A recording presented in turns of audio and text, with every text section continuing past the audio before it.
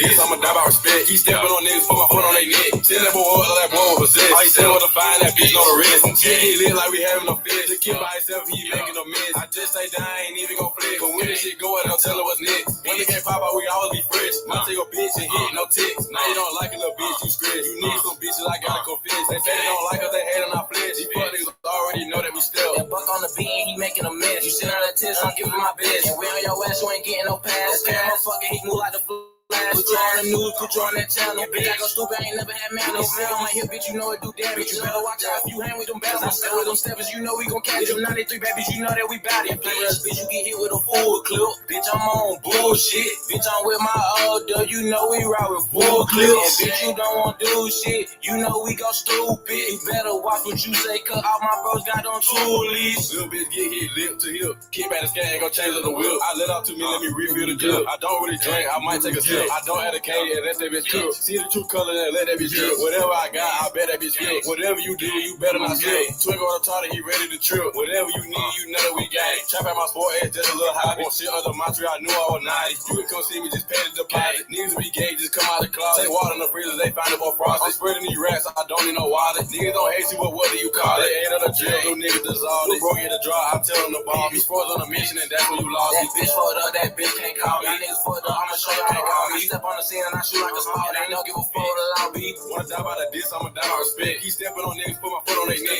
Send that boy up like that boy was possessed. All he said was to find that bitch on the wrist. Shit get lit like we having Yo, what up, y'all? Shit, come up in here, yeah, me. I'm in here, yeah, I got the dread swinging, man. Yeah, nigga. Now you don't like a little bitch, you scratch. You need some bitches, I gotta confess. They say they don't like us, they hate on our flesh. These fuck niggas already know that we still.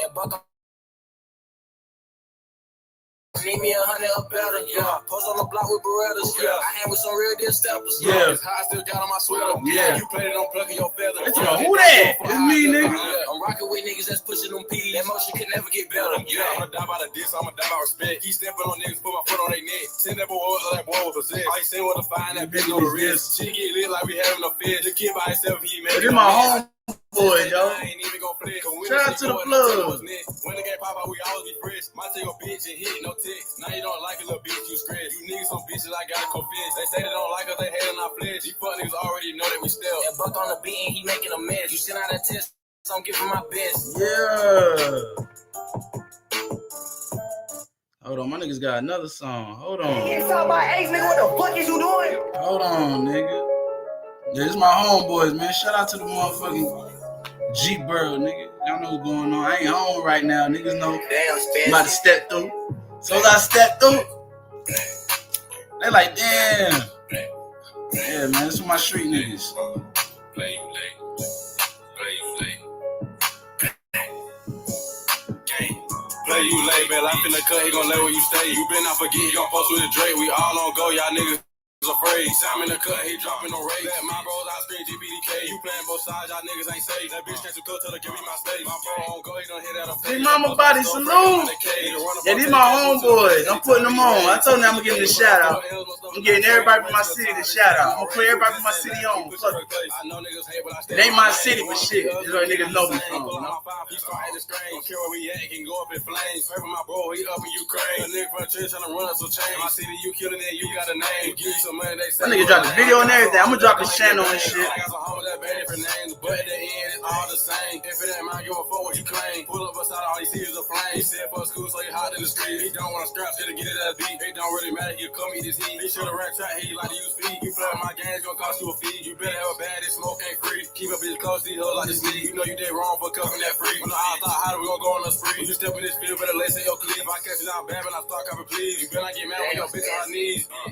Play you late, bet life in the cut, he gon' let where you stay. You better not forget, he gon' post with the Drake. We all on go, y'all niggas afraid. Sam in the cut, he dropping no rate. Let my bros out straight GBDK. You playing both sides, y'all niggas ain't safe. That bitch can't too close, tell her give me my space. My bro on go, he done hit at her face. He gon' post by the stove, bring him out the cage. This shit hard. Man, I could've been in the music video. No, they did the whole music video. I could've been in the music video. He stepping on niggas, this shit ain't no game. I bought so hard for my jersey in the frame. I had to realize niggas do shit for fame. So spit some tea, you gon' end up a stain. Said it said shot, but don't got no aim. I pass all these hoes, that bitch in my name. Don't strike my bitch, I'ma pop up like Kane. Don't try to play crazy like you don't know my name, bitch. Play you lay back, life in the cut, he gon' lay where you stay. You been not forget, you gon' post with the Drake. We all on go, y'all niggas afraid. Sam in the cut, he dropping no rate. Let my bros out street, JPDK. You playing both sides, y'all niggas ain't safe. That bitch catch you close, tell her give me my space. My bro on go, he done hit out of face. Gon' post by the stove, bring him out the Man, these my Carolina niggas. These my Carolina niggas. Anywhere, anytime, any day. With some air stuff on the hills, no stuff on not trade. On the way to the top, this shit ain't no race. Mama said, where you from? I'm from New York. But you know, I be in the Carolinas and shit. You know, I get love in the Carolinas and shit. I get that, you know, Southern hospitality. Yeah, I'm show my niggas some love. Like, yo, show my niggas some love.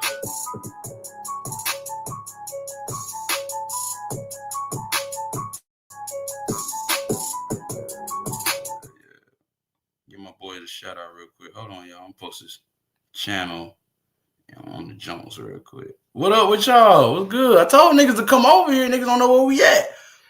That shit crazy. I was in serious shit. Niggas didn't know where the fuck I was at. Come on. Membership.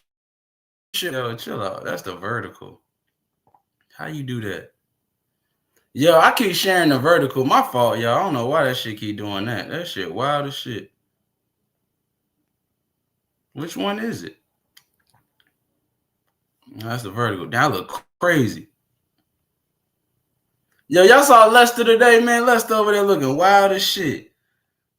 Lester over there bald in the motherfucker. I'm like, damn, Lester a little old in them. I'm like, damn, Lester, you a granddaddy. Lester talking about, oh, no. Talking about, oh, you good now? Oh, yeah, okay. Yeah, I just plug my boy channel in and shit. That's my homeboys and shit. They from the borough and shit. El Capono, salute. What's good, nigga? What's good with you? Yeah, what's up with y'all? Shit, we gonna get into some content. Yo, last night was a fucking banger. I don't give a fuck. Nobody say. We learned about some shit. I told y'all we gonna start learning about shit on this motherfucking channel. My fault. Y'all got these motherfucking dreads. It's hot. Yeah. Everybody talking about it's cold. It's cold. Like, bitch, I'm hot than a motherfucker. I got these goddamn dreads. They talking about no. Yeah, we learned about that.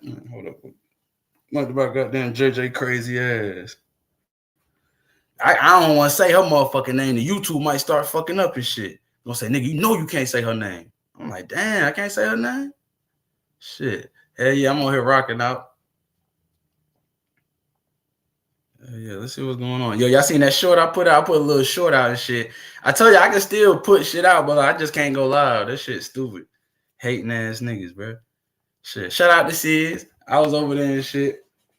Nigga said, Mafia, you in the vertical. I'm like, man, I see that. I'm like, yo, ain't nobody over there. Everybody in the motherfucking main chat having fun and shit. I feel like I was in school and shit. Swear to God. I feel like I was in ISS and shit. You know how the ISS room, it might have a window and shit. You could look outside. I could see everybody outside playing and shit. I couldn't even play. I'm like, yo, this some bullshit. I was like, what the fuck? No, that's all good though. he said, shout out to Mafia. I was like, oh shit, I'm over here. Yeah, El Capono share the live and shit, man. Get niggas over here. What Big Hen at? Big Hen share the live. Everybody start flooding this motherfucker. Niggas don't know where we at. That's all. Hell yeah, I'm just like goddamn Supernova. I ain't no Supernova was in jail. Yo, Supernova, we talking too much shit. They shooting. That shit crazy. We talking too much shit. Them niggas mad. They like, y'all niggas ain't gonna keep doing that. Why these niggas over there running their goddamn mouth? Man, y'all look crazy. Shout out to the vertical niggas. Yeah, bro. I was so motherfucking bored. I was in the damn trucker community and shit. I was over there and shit. What's the nigga channel? I told him I'll plug him and shit. Pause. Give him the plug and shit. His name on Trucker Community Clips. Y'all probably know him and shit. I don't know why I got his motherfucking shit hit my jumps. I was over there and shit. I'm over there talking. First, I was gonna go over there and troll and shit, but they were cool. I was like, oh, I thought he was damn Kwame Brown niggas and shit. I'm over there talking shit. I was like, y'all niggas know Kwame Brown? They talking about, yeah, we know Kwame. Fuck that nigga. I was like, oh shit. I was about to troll and shit. I swear to God, I was about to troll. I'm like, man, what the fuck y'all niggas doing? One nigga showing the trucks and shit. He had trucks with the wood floor. I swear to God, nigga had wood floor in the truck. I'm like, yo, chill the fuck out, bro. Talking about, yeah, man, y'all don't know nothing about this. I was like, oh shit, them niggas still alive. Yeah, he doing his trucker shit. Hey, I ain't got no damn truck, so I guess I don't need to be over there. Hey, yeah, fuck that. Shit, they over there just kicking it and shit. I might have them niggas over there laughing and shit. I'm like, oh no, I can't give y'all niggas too much. And I was about to hit the link. Can't go hitting the link in mysterious places and shit. Nigga gonna think you a troll. Hey, yeah, I'm still here. Hey, yeah, what y'all want to go over and shit, man? I'm running like track stars. Chill. All right. Just J, salute. Just J was live. I see Just J live. Hey, Just J, man, I'm gonna build this shit up. I'm already got 100 subscribers over here. That shit crazy. I'm gonna bump this shit up to 500. They gonna get mad again. Like, yeah, got 2 monetized channels. I ain't been cutting up too bad over here. I got a good track record on this channel and shit. My other channel, they know I'm gonna fuck shit. So they over there, they hating and shit. Hey, yeah, they called the man, niggas calling YouTube on me. They got YouTube tapping on my shoulder and shit. I'm like, yo, what the fuck? Swear to God, these niggas get YouTube tapping on your shoulder and shit. Oh, man. YouTube going crazy. I don't know what's going on here, y'all.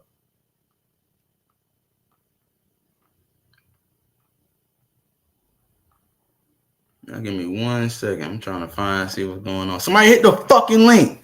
Shit, you see the goddamn title. It's sad. Yo, Just Jay, hit the link. Shit, let's chat. Talk your shit on my panel. Shit, y'all couldn't believe how YouTube been, bro. This YouTube shit has been dry. I ain't gonna care. I was watching goddamn wrestling and shit earlier. I was watching some Spanish shit. I was watching the goddamn AAA wrestling and shit, which I know about AAA. Yeah, and I ain't talking about the goddamn roadside services neither. I'm talking about the wrestling. Hell yeah. Where the fuck Kiss My Cheeks at? Get Kiss My Cheeks over here talking shit. Yeah, I was over there watching that shit. Yo, the whole shit was in Spanish. I swear to God, I learned some Spanish shit tonight, y'all. I was over there watching this shit for this shit was 1 hour and 40 minutes. I probably watched a good hour of it and shit. I wanted to see Dominic and shit. My boy Dominic Mysterio and shit. What y'all know about Dominic Mysterio? Hold on. Let's shut him down. What y'all know about Dominic Mysterio? Hey, I was watching that shit. All that shit was in Spanish. I swear to God. I kind of like it that way. I'm like, man, the niggas in the chat talking shit. Yo, that chat was going too. I swear to God, wrestling had a chat. Yo, that WWE chat was going. It was like 37,000 in the chat. That motherfucker. I'm like, yo, what the fuck? That shit was moving. Everybody spamming that shit though. And this motherfuckers talking shit. Yeah, they talking about, man, you need some English commentators over here. I'm like, nigga, fuck that. That shit feel like a boxing match. I'm like, nigga, I like this shit. Keep this shit authentic. Hell no, I don't need no English niggas. I don't need no gringos over there. That's what they call them niggas. They call them white people gringos and shit. Hell yeah. Shout out to the Spanish niggas. Oh, well, let me chill. Shit, shout out to my Spanish people, though. Shit, real shit. And the senior readers. And shit, happy birthday to goddamn Selena. It's Selena's birthday and shit. Y'all, Selena done stepped out. Yo, look at Selena stepped out and shit. Yo, Selena over here stunting too now. Hold on, Selena stunting too. Yo, Selena went and got her. Oh, I see you, Selena. Selena got her a man, y'all. She told y'all stop playing. Damn, Garrett, you fucked up twice. You like that? Damn, Selena, like, come on, man. Oh man. Damn, Gary, you fucked up twice. I know Gary was sick when he seen that shit. Hell yeah, shout out to Selena. Happy birthday. Hell yeah. You see, she look at you see she do the turn back and shit. You know what that means? You're like, nigga.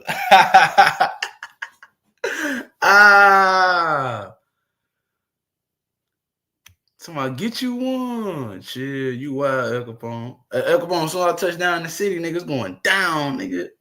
I got shit lined up. I'm giving out turkeys, nigga. Fuck you mean? I'm giving out turkey bags. Oh, them niggas still over there crying? That shit crazy. Nah, don't show me that shit. Yeah, shout out to goddamn Flip. Flip say my short and shit. I'm like, nigga, that shit funny. I'm putting that shit out there. Oh yeah, Rob. Mafia got a TikTok. Oh yeah, catch a nigga on TikTok and shit. Yo, I'm gonna do all the fuck shit on TikTok. Yo, hold on. Stop doing all that. Hold on. Chill out. Yo, I'm taking all the fuck shit to TikTok. Swear to God, look, we got the TikTok going. Look, I'm over there fucking them up. Yeah, niggas gonna be mad. Yeah, I'm over there promoting the channel, all that shit. Yeah, this Mafia TikTok. Niggas better stop playing with me. Yeah, I see that. Yeah, y'all follow me on TikTok. It's the same. It's my same. It's my same YouTube name. That shit crazy. I'm like, hell yeah. Don't nobody got this name. I'm about to start branding this shit because this shit really a brand. I'm starting to see. I'm like, hell yeah. Oh yeah, I'm on X with it too. Catch a nigga on X. Hell yeah. I'm right on. What y'all call that shit? Twitter? I still call that shit Twitter. Niggas calling that shit X. Nah, I'm on X with it too.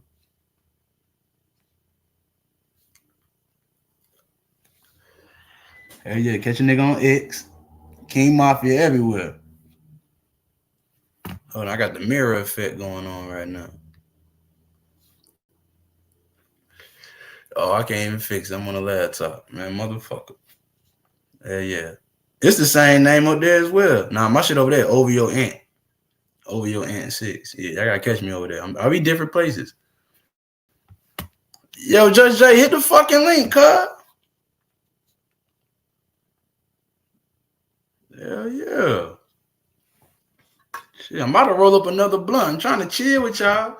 See, I went live trying to chill with y'all. Niggas ain't even trying to come over and come chill. See that shit? That shit wild. I might hop on the game on y'all niggas. Yo, what the fuck we were watching? Yo, we learned about Max B last night. Yo, that Max B shit wild. Like, all them, I don't know, man. Something going on up there. Them niggas that got money and shit, y'all talk funny. Like, I don't give a fuck. Nigga knew he was talking funny, talking about pause. Like, nah, nigga. Fuck you saying that shit for? Nigga, yeah, it was some wild shit going on. Who we gonna learn about tonight? I did say we're gonna learn about Oskino. He got so many fucking interviews. I don't know what's his origin story and shit. Cause he do this shit to get money. Yeah, so I try to get Oskino over here and shit. He gonna try to ask for a check. I'm gonna look at that nigga. I'm gonna say, nigga, what? My nigga, you got more money than me, nigga. Shit, help me build my channel, nigga. He gonna say, nigga, I don't do this shit for free. Shit. Yeah, we're gonna learn about Oskino.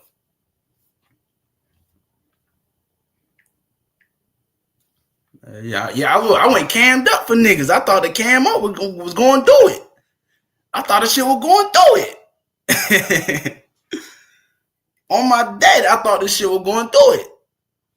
Like, what the fuck? Nah, it's all good. Fuck it.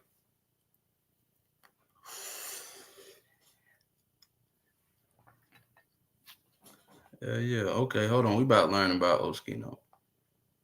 I want to see his first interview and shit. Yeah, I'm about to cam down. Fuck y'all.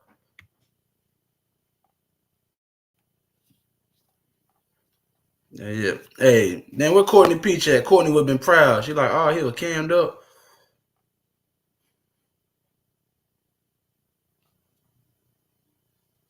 All right, give me 1 second, y'all. We're going to learn about Oskino Sparks. I mean, Oskino. I keep calling the niggas Sparks. I don't know why I keep calling that nigga that. Hold on. Let's see what's going on. I want to see his first interview.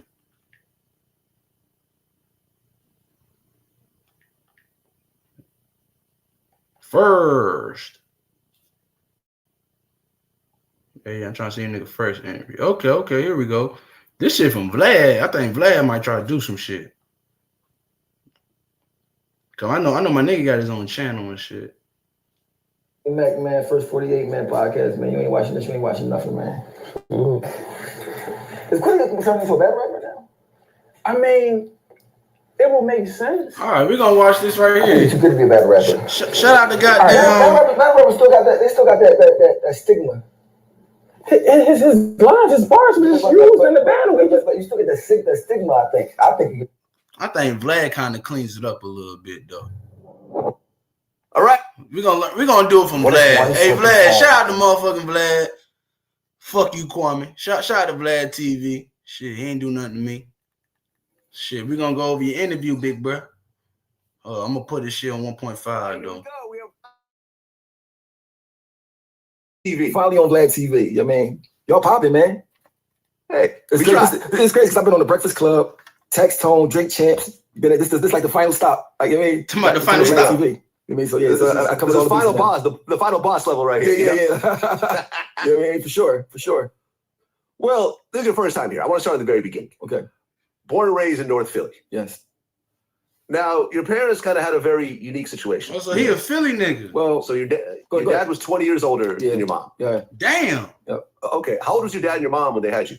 Well, my mom was 20 and my dad was like 40. Okay. Something like that. You know what I mean? So, I mean, a big difference. Like, so my sister and my mom is like the same age. Right. From your dad's side. Yeah. Okay. And your dad had how many kids? Well, I just found the brother actually when I took the DNA ancestry thing. I found another brother. So like about 14, I guess. Damn. 14 kids. Yeah, I'm like number 11. Have you met all of them? Yeah, I know all. No, I don't know all of them. It's 2 I've never met, but okay, the rest I know all the rest. Yeah. Okay, so your dad started dating your mom, and your mom's family had an issue with it. Yeah, I just found all this out when I was like maybe 5 years ago. I never knew till like 5 years ago, but they had an issue with it. I mean, then they say he got him hooked on drugs, whatever. But so when they had me, it was like a reminder, like what they told her not to do. You know what I mean? But I never knew that growing up. I just didn't know why they ain't messing with me like that. I just didn't know. You know what I mean? Okay, so your mom and dad are growing up with you, and like you just mentioned, your mom started getting hooked on drugs from your dad. Do you know what drug it was? It was crack. It was crack. In the 80s. Damn. Right, because right around that time, that's the crack era. That's the real crack. That's not the crack they be selling now. That's the crack that when you smoke it, you're selling everything, you're stealing everything. You're not, I mean, because now people can like, they can smoke crack and still go to work and things like that. Back then, but you smoke crack, it's over. Like, that's all you do, period. You know what I mean? I mean, how old were you when you realized that your parents are doing drugs? Like about 6 or 7. Yeah, because I went to the foster home when I was 9. So by the time I went to the foster home, I've been already knew for a couple years. You know what I mean? So, you know what I mean? It was like, I didn't know really what it was. I just knew that it was bad. And like, they were selling all this stuff. We don't have no money, no food, stuff like that. So, I mean, I knew, plus, people talked about crack. I didn't know exactly what it was, but I knew it was like a drug and that it was bad. And I knew how it smelled. You know what I mean? So, from the rip, 6 years old is when it first started, like, ruining people out, ruining my life. You know what I mean? Well, I have people in my family whose parents were drug addicts. So I know some of these stories, unfortunately. What do you think was the worst thing you experienced during this time? Man, you gotta remember, in North Philly, even if your parents not on drugs, North Philly is terrible. You know what I mean? It's terrible, but the neighborhood I was from is like, it's called Beirut. It's like real bad. Like, it looks bad. Back then, they used to sell drugs on the corner by saying, red top. While the cops ride past night, they didn't care. The cops didn't really bother them. But I mean, I seen everything, murders and I mean everything. But that's how Philly is anyway. Philly is dangerous, a dangerous place. It's always been a dangerous place. You know what I mean? But growing up, you seeing your mom, moms selling themselves. You can see them selling themselves, getting in cars, getting out of cars. I mean, so as a kid, you start being numb to it. But start making it like normal to you, but you still know it's not normal. I mean, so like it's a mind fuck, like for real. I mean, well, before foster care, you went to go live with your grandmother, right? Yeah, and she didn't like me. I never knew why she didn't like me, but I found out later that she didn't like me because I was a reminder of, you know what I mean, my dad messing with my mom, something they told her not to do. Because I had a brother that was already there. My mom had a son before me. He lived there already. So he called my grandma his mom. He slept in the bed with her. When I came, she didn't want me there. So so she wouldn't feed me, stuff like that. Damn, grandma didn't like him so much she wouldn't feed the nigga. Damn. Let's keep going. She called foster care to come get me. So like, mind you, she lived in a house with 4 bedrooms and she lived there by herself. Like, so it's just like one of the things was, she didn't like me. So I never knew why when I was growing up, but I found out when I was an adult what it was all about. So.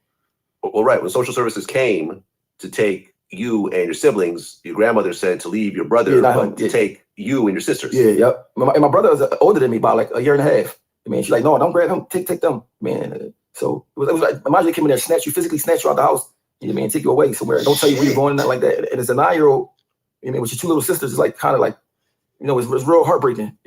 Especially when you're there for years. It ain't like you go there, then you're gonna get saved. You're there, and then you're gonna be there for I mean, well, I kept running away, so I kept going to different ones. But I mean, it's almost like being in jail, but you didn't do a crime yet.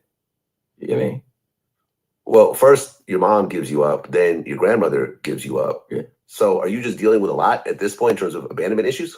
I tell people all the time, but definitely dealing with abandonment issues. But I think being so happened to me so young is all I knew, kind of. So it wasn't like a thing where I had it good, then it turned bad. It was like that's really all I knew. I mean, and everywhere I went, I was like popular. Like, I mean, juvenile placements and prisons, and I mean, so like, I think it would have been worse if I knew about a good life and then it turned bad. I mean, because being so was bad, like, I mean, that's all I knew. It wasn't really. I think it don't affect me as bad as what if I had a good life and then it turned bad. You know, at 9 years old, 8 years old, 7 years old, you just learning about what life is. You know what I mean, so if it's bad already, you know, that's all you know. You know what I mean? Imagine I that interviewed shit. a number of people that have been through the foster care system. Some of them said it was actually pretty cool. They had good foster parents. Other ones said that it was a horror show where they had to go to like 20 different foster homes and so forth. I went to 3. In between. Oh yeah, I went to 3. Okay, what was your overall experience? Was it okay or was it bad? Well, let me give you a story. So the first foster home I went was with my 2 sisters. I ran away. One of my sisters didn't. Was this girl there? She had like what's that vitiligo, that pink stuff on your face, and she was deaf. So they would leave. She was like 16. They would leave her in charge. I was like 9 years old still, and she used to come in the room. It was a boys' room and a girls' room. She'd come in the boys' room and grab my friend Jose and molest him.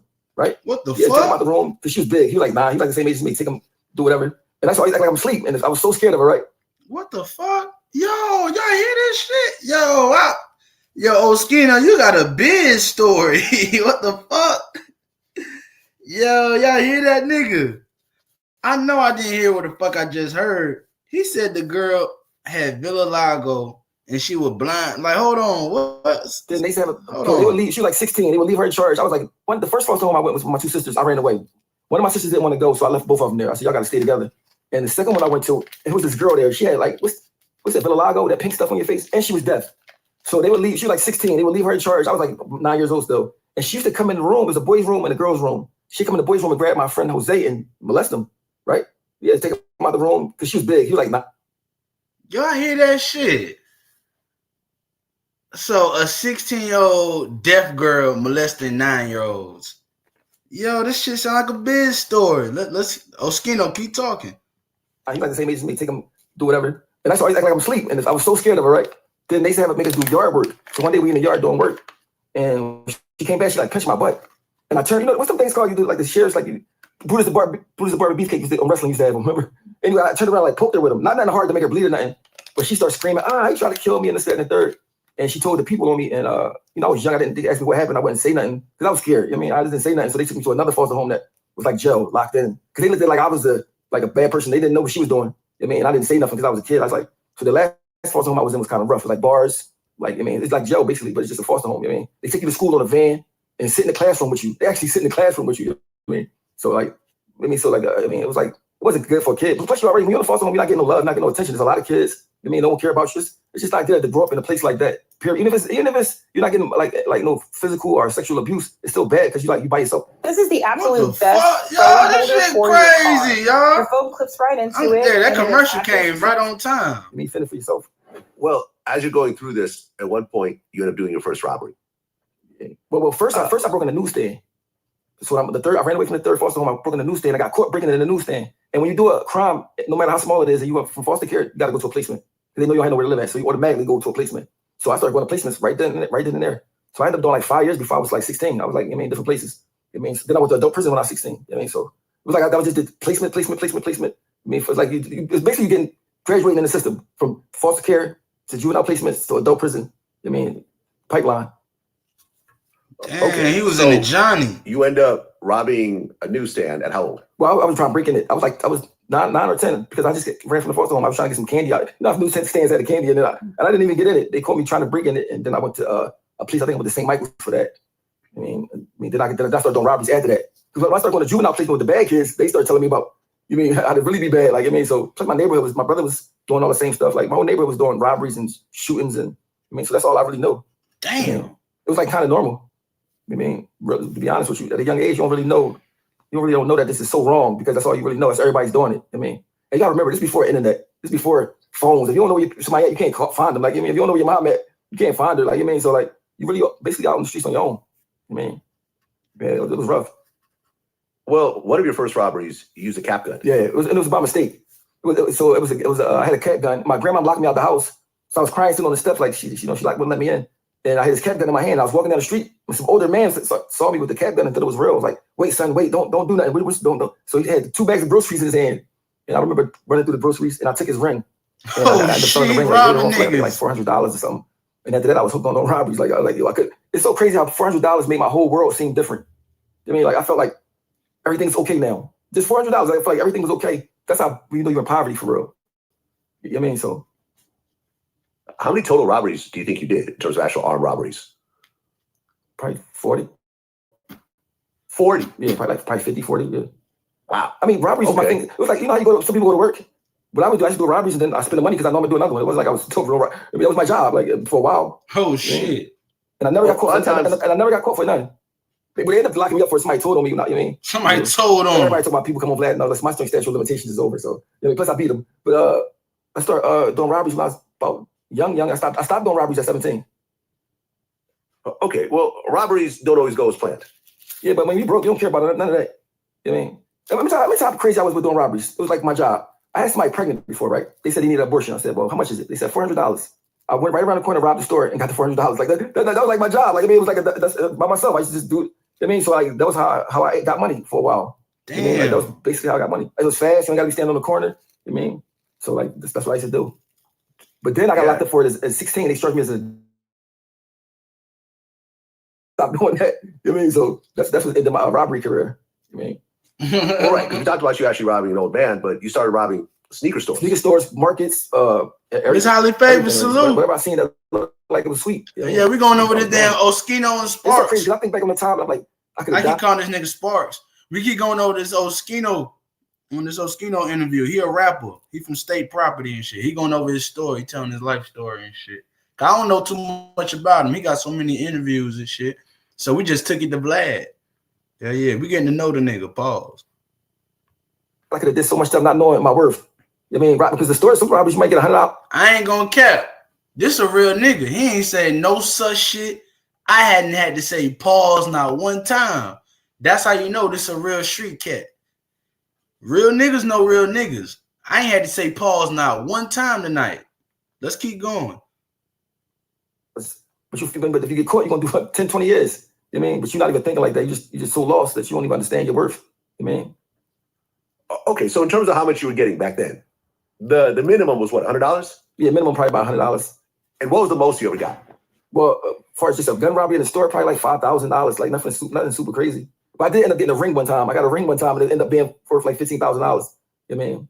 Probably more than that. They told me it was worth $15,000, so it probably was worth way more than that. You know what I mean? So 16 years old, you finally go to adult prison. Yeah. And I mean, how is that even legal for a 16-year-old to be around a bunch of adults? Well, what happened, but this is how they did it back then. They take you to this place called Youth Study Center. And there's 125 kids. Whoever's the oldest out of 125 kids, when somebody new come, they go to the house correction, adult prison. So I was 16. I was older than 125 kids that were certified as adults.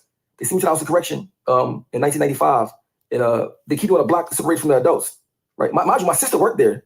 My dad's daughter worked there. So they keep you separated from the adults. They tried to anyway. But I ended up getting stabbed by an adult in my stomach. Damn. So I could have sued the jail. They said they gave me an option. They said you can either sue the jail or you can get your GED. Because they wasn't letting juveniles take their GED back then. And I said, I said, can I take my GED and let me get out myself? More than we was doing 23 hours a day locked in. So I said, can I come out my cell more than 1 hour a day? So I worked out a deal where I can come out my cell at night and clean the block and take my GED. Not knowing I could have sued for money. You know what I mean? But I said, man, I just want to get out this. You know, when you're 16, you got energy. You want to be out that cell as much as you possible.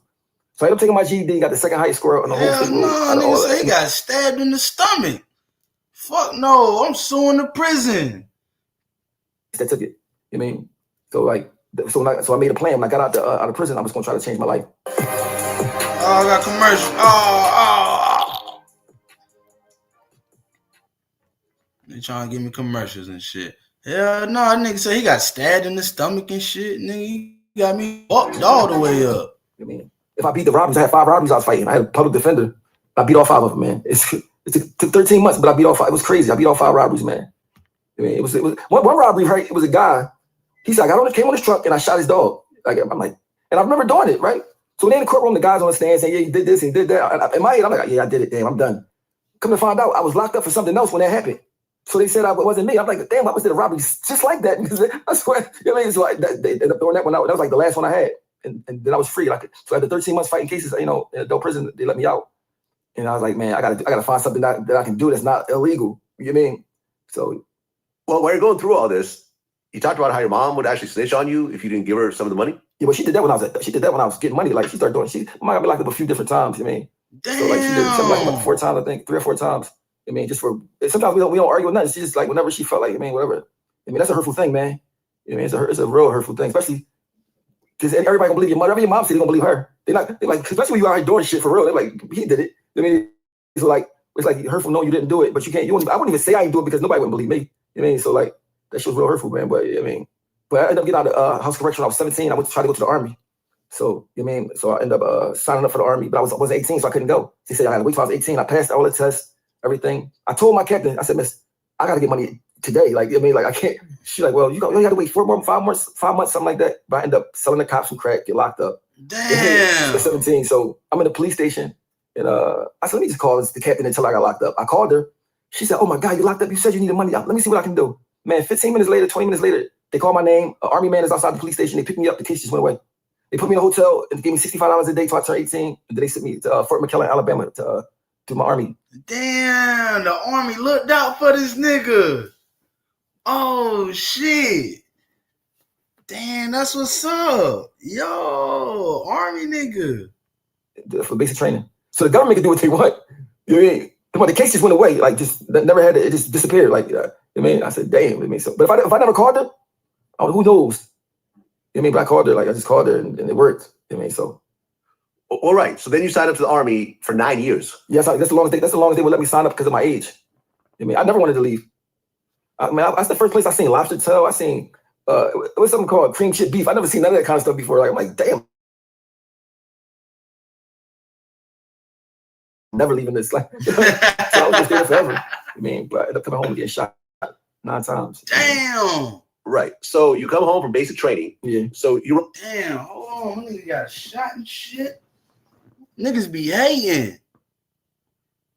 the army for like how long? Like the basic training. The basic. So what they done? You do basic training. You graduate. You come home and then for 10 days, they ship you off to where you're gonna be at. So within the 10 days, when they go about to get shipped off, get shot up. I mean, this is 1997. Yeah. So this was during a dice game. Yeah, right. Damn, I'm 1 year old at the time, y'all. Damn, they shot Oskino 9 times. He got a 50 Cent story. Holy shit. The dice game. Plus, I was into a lot of stuff. So, like, even though you change, people don't see you as changed. I mean, so it's the same thing. So, like, I got shot up. After that, I was like, man, I just felt like God just didn't mess with me, man. I just felt like I can't. I'm trying everything to try to get it right, and it just wasn't working. And it's like, I really was ready to give up. So, like, it was like, because I got shot bad. Like, real bad. Like to about 5% chance of living out of 100. You know what I mean? Damn. So, I woke up and now I'm kind of messed up my arm. I messed up my stomach. I don't know where I'm gonna work at. How I'm gonna get money. And I just like kind of panicked and kind of gave up and because we already didn't have help. Army was my way out. You know what I mean? So after I lost that, I was kind of like lost. And I just started writing raps. Okay, let's talk about this situation for a second. So you're playing a dice game. You're only home for a couple of days. Yeah. And you won $7,000. Yep, I won $7,000. Yep. I beat the whole dice game. But so I thought it was a robbery, but it wasn't a robbery. I found out later what it was. I can't really say what it was, but I thought it was a robbery, but it wasn't. Somebody lied and said I did something that I didn't do. So when I seen the guy, I didn't know him. So I walked right to him. Like, right about to go in the store, he just started shooting me from the rip. I tried to take the gun, whatever. But it was like one of them things where, though, it give you nightmares. So, like, back then they didn't talk about PTSD and all that stuff back then. It was like, but it's something that mess with you, like, forever. Forever, like, so especially at 18 years old. Well, yeah, you got shot 9 times. Yeah. But you had 16 holes? Yeah, because we were close range, so it was going in and out. One bullet make 2 holes. If you close, so like, and this, I think one of them one's still in me. But I just put it this way: when I was on the ground, I just knew I was gonna die. I didn't think I was surviving at all. It wasn't one of those things where you feel like I hope I don't die. It was one of them things like, damn, I'm about to die. Like this, damn. I felt like real sorry that I didn't become nothing. I was like, damn, I didn't get to become nothing. I just remember feeling real sad about not becoming nothing. But I never thought I was gonna live because I looked down, I could see the holes in me. I had on all white, and I said, damn, I'm about to die. I'm 18. I didn't get to do nothing yet. Like, and it just felt real dreadful and real sad. But I wasn't scared though for some reason. I just kind of accepted it. You know what it felt like? It's like, say you driving on the highway for like 2 days and you start getting sleepy. You're trying to fight it, but you can't. That's how you feel, like real sleepy. Like you just want to go to sleep. Like you just want to go to sleep. It's like you go to sleep, everything gonna be cool. Like just go to sleep. But I had this guy there kept smacking me. And I'm like, yo, stop smacking me, because I was conscious for like most of the whole time. And then the ambulance never came. They put me in a paddy wagon. You mean?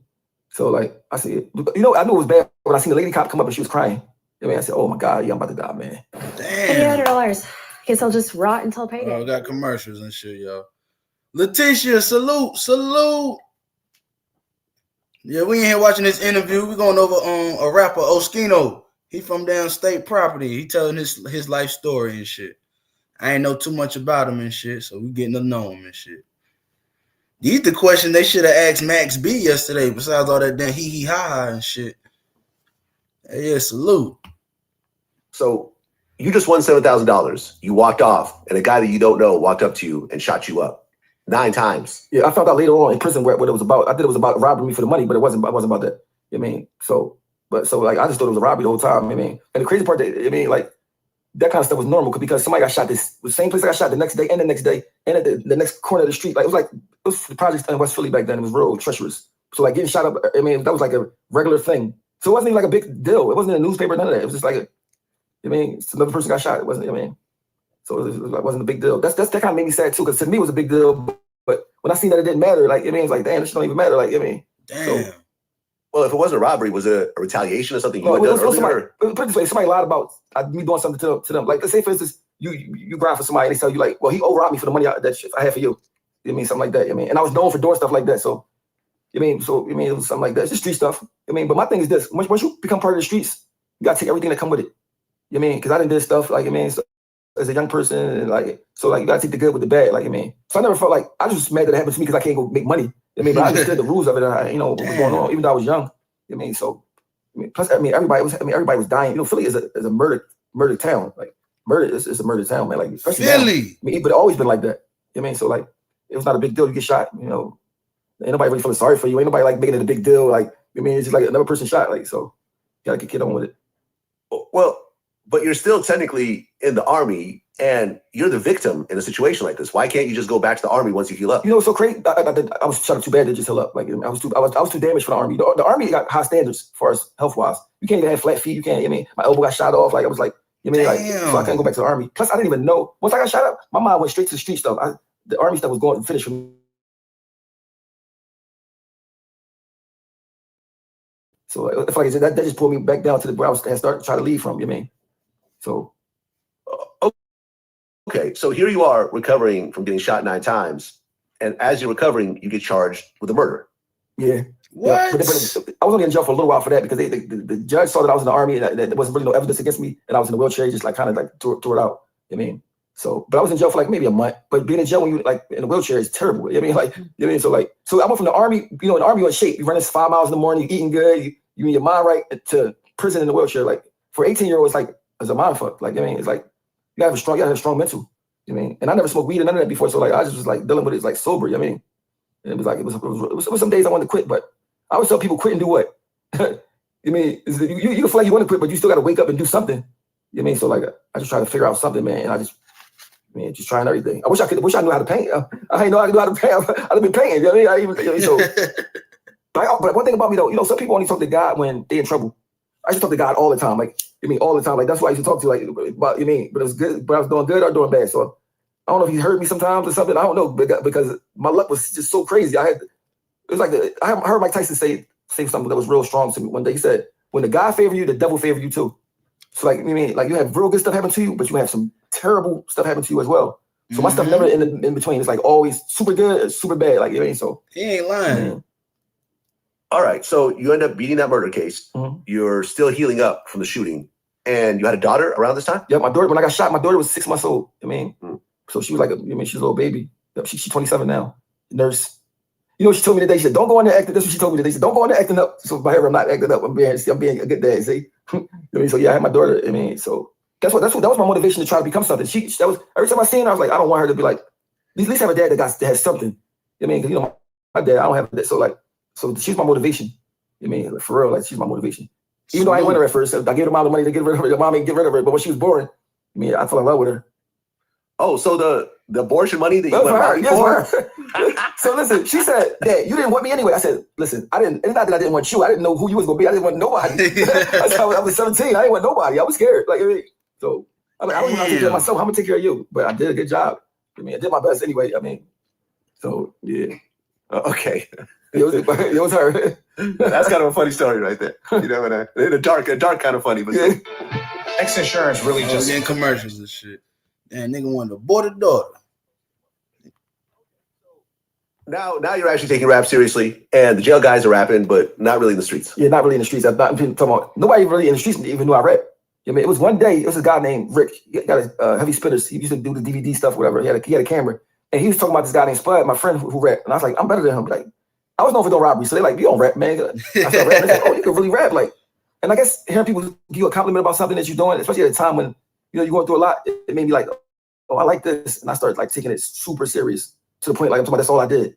I mean, like all I did, like I mean, and it worked. But I wouldn't even tell nobody like I wouldn't even tell a girl I rap back then. You know, now everybody want to be a rapper. Back then, you told a girl you rap, she look at you like it was crazy, especially in Philly. You rap, bro. You can't get it. I mean, so like I was embarrassed to tell a girl I rap. I mean, or anybody like that because it wasn't a cool thing to be doing. I don't know where I came up with that idea because it was like a 1 in a million chance for it to work.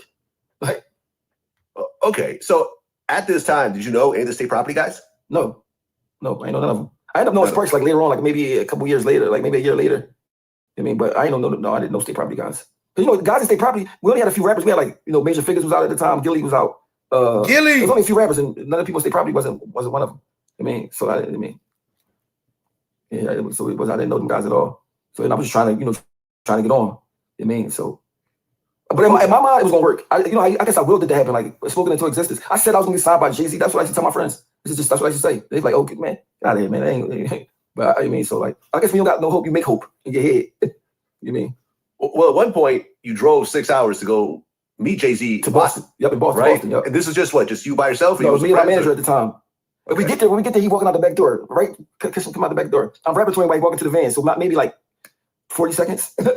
He get in the car and pull off. So I drove all the way to Boston just for 40 seconds. Pause. I mean, that's how hungry I was. I mean, so like, and I was happy, and I didn't feel like it was a waste. I feel like, yes, I rapped. Even though nothing happened, like, you know, when I asked him later on, when I started knowing him, did he remember? He said, no, I ain't remember. So like, dang. I mean, yeah, you know how it is. I mean, how many people walked up to you rapping that you just completely forgot about? But see, kids these days don't know what the hunger that they take back how it was back then. They got the internet. They could just put their music up, upload it. They could just become. Back then, you had to really hustle hard, like to try to even to get nowhere. You know what I mean? It was, so they don't really understand how good they got it these days. You know what I mean? Okay, so you rap for Jay-Z, but nothing happens. Yeah. So then at one point you moved from Philly to New York. Yeah, out Yonkers. Yeah. Yonkers. This was about in the 98. Yeah. Right. And initially you wanted to get signed to Rough Riders. Bad.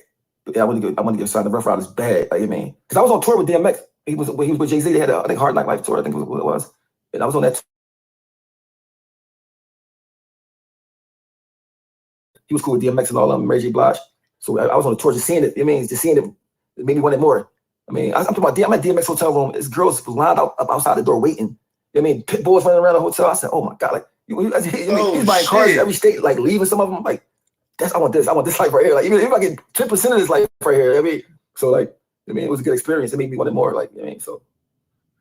Well, yeah, during that tour, I think it was during that tour where rappers who wanted to, rap for Jadakiss, they'd have to battle you first. Yeah, like if I was with them, yep. So, but it's so crazy. I'm living in Yonkers, but we had a thing in Philly called the Greek.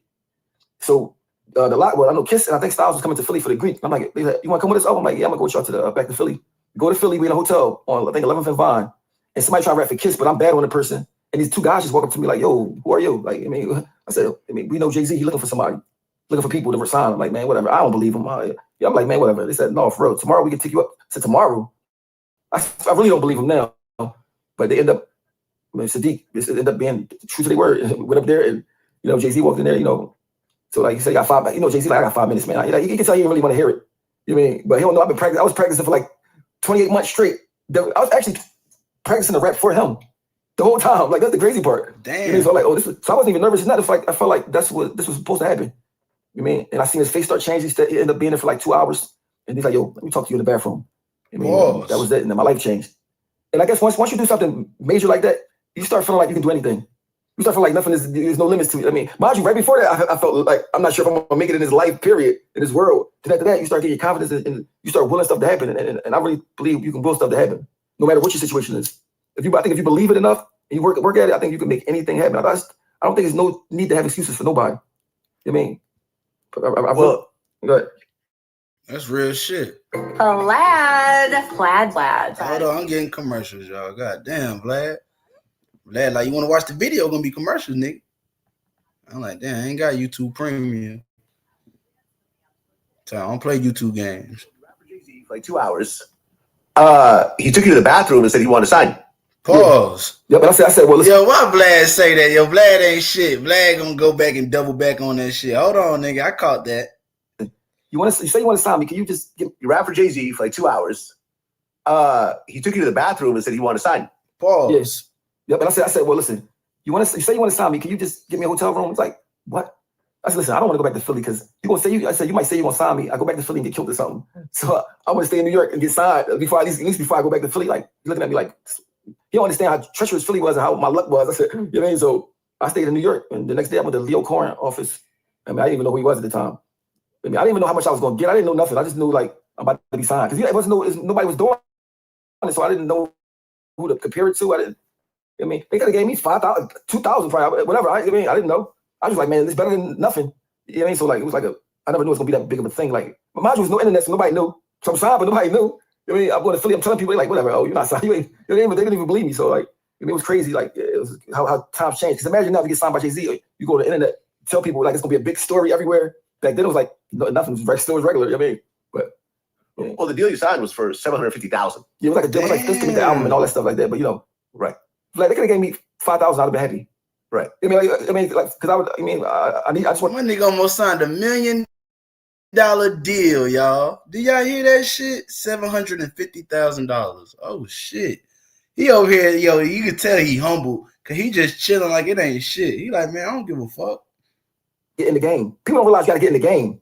I wasn't trying to be rich right yet. Let me just get in the game so I can start trying to make my moves, whatever. But like I was so happy, man. I couldn't believe it. It was one of them things like you hit the lottery. You know what I mean? It was like you hit the lottery. The next thing I know, I'm shooting a movie. It's like it just went crazy so fast. Like, mind you, I got shot in 97. I got signed in 99.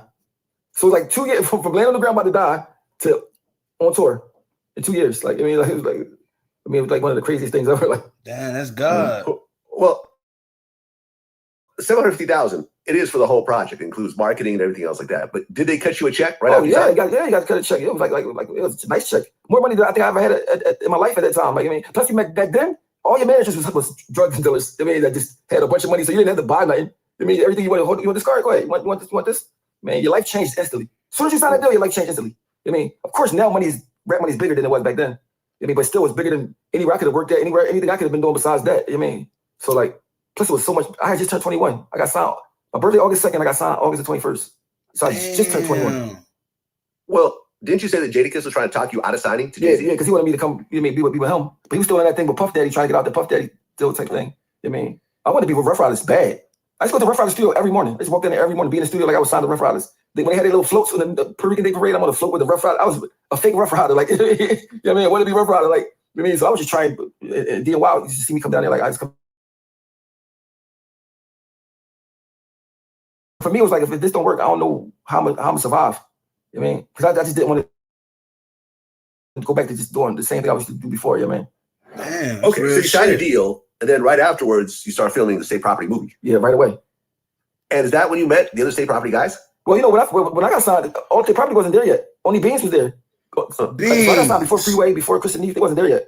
They came a little bit after I was there. So when I got signed, because you know, when we first got signed, it was in 99. We started shooting a movie. Chris and Neef, because they was trying to pick between Chris and Neef and I think a group called Most Wanted. And then Freeway said hang with Beans. So that's how Freeway came along.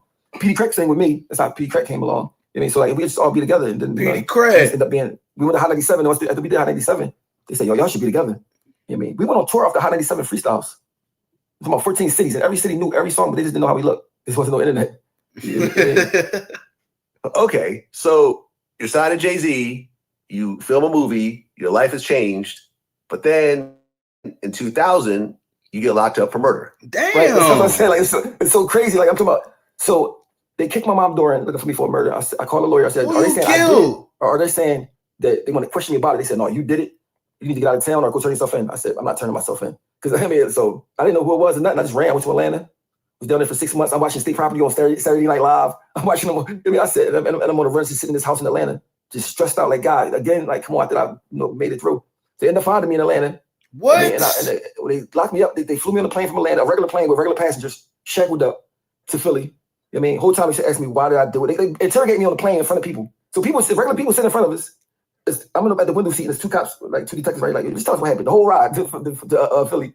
So we get to Philly to the police station. They show me who died. And that's when I realized I don't even know this guy. Now I'm like, I was running for, I don't even know him. Like, so they beat me up, whatever. I was in prison. And it took 20 years for me to figure out what happened. I never knew why they said I did it until about 5 years ago. You know what I mean? So nothing's like being in prison for a murder if you didn't do it. You're trying to give you the death penalty. You know what I mean? Because they said I shot him, and they said I killed him, and I shot his cousin. So they gave me a murder, attempted murder, and all kind of stuff. You know what I mean? So like, I was back in some godforsaken situation again. You know what I mean? Damn, that's crazy. So like, that's why I said your mental got to be strong when you're going through things like that. Because you're saying, why me? Why me? And it looked like you're doing all these crazy things, but like you're really 100% innocent. Not 50% innocent. Sometimes I don't know these guys at all. I never saw them before. You know what I mean? So so the one guy that lived, he came to court.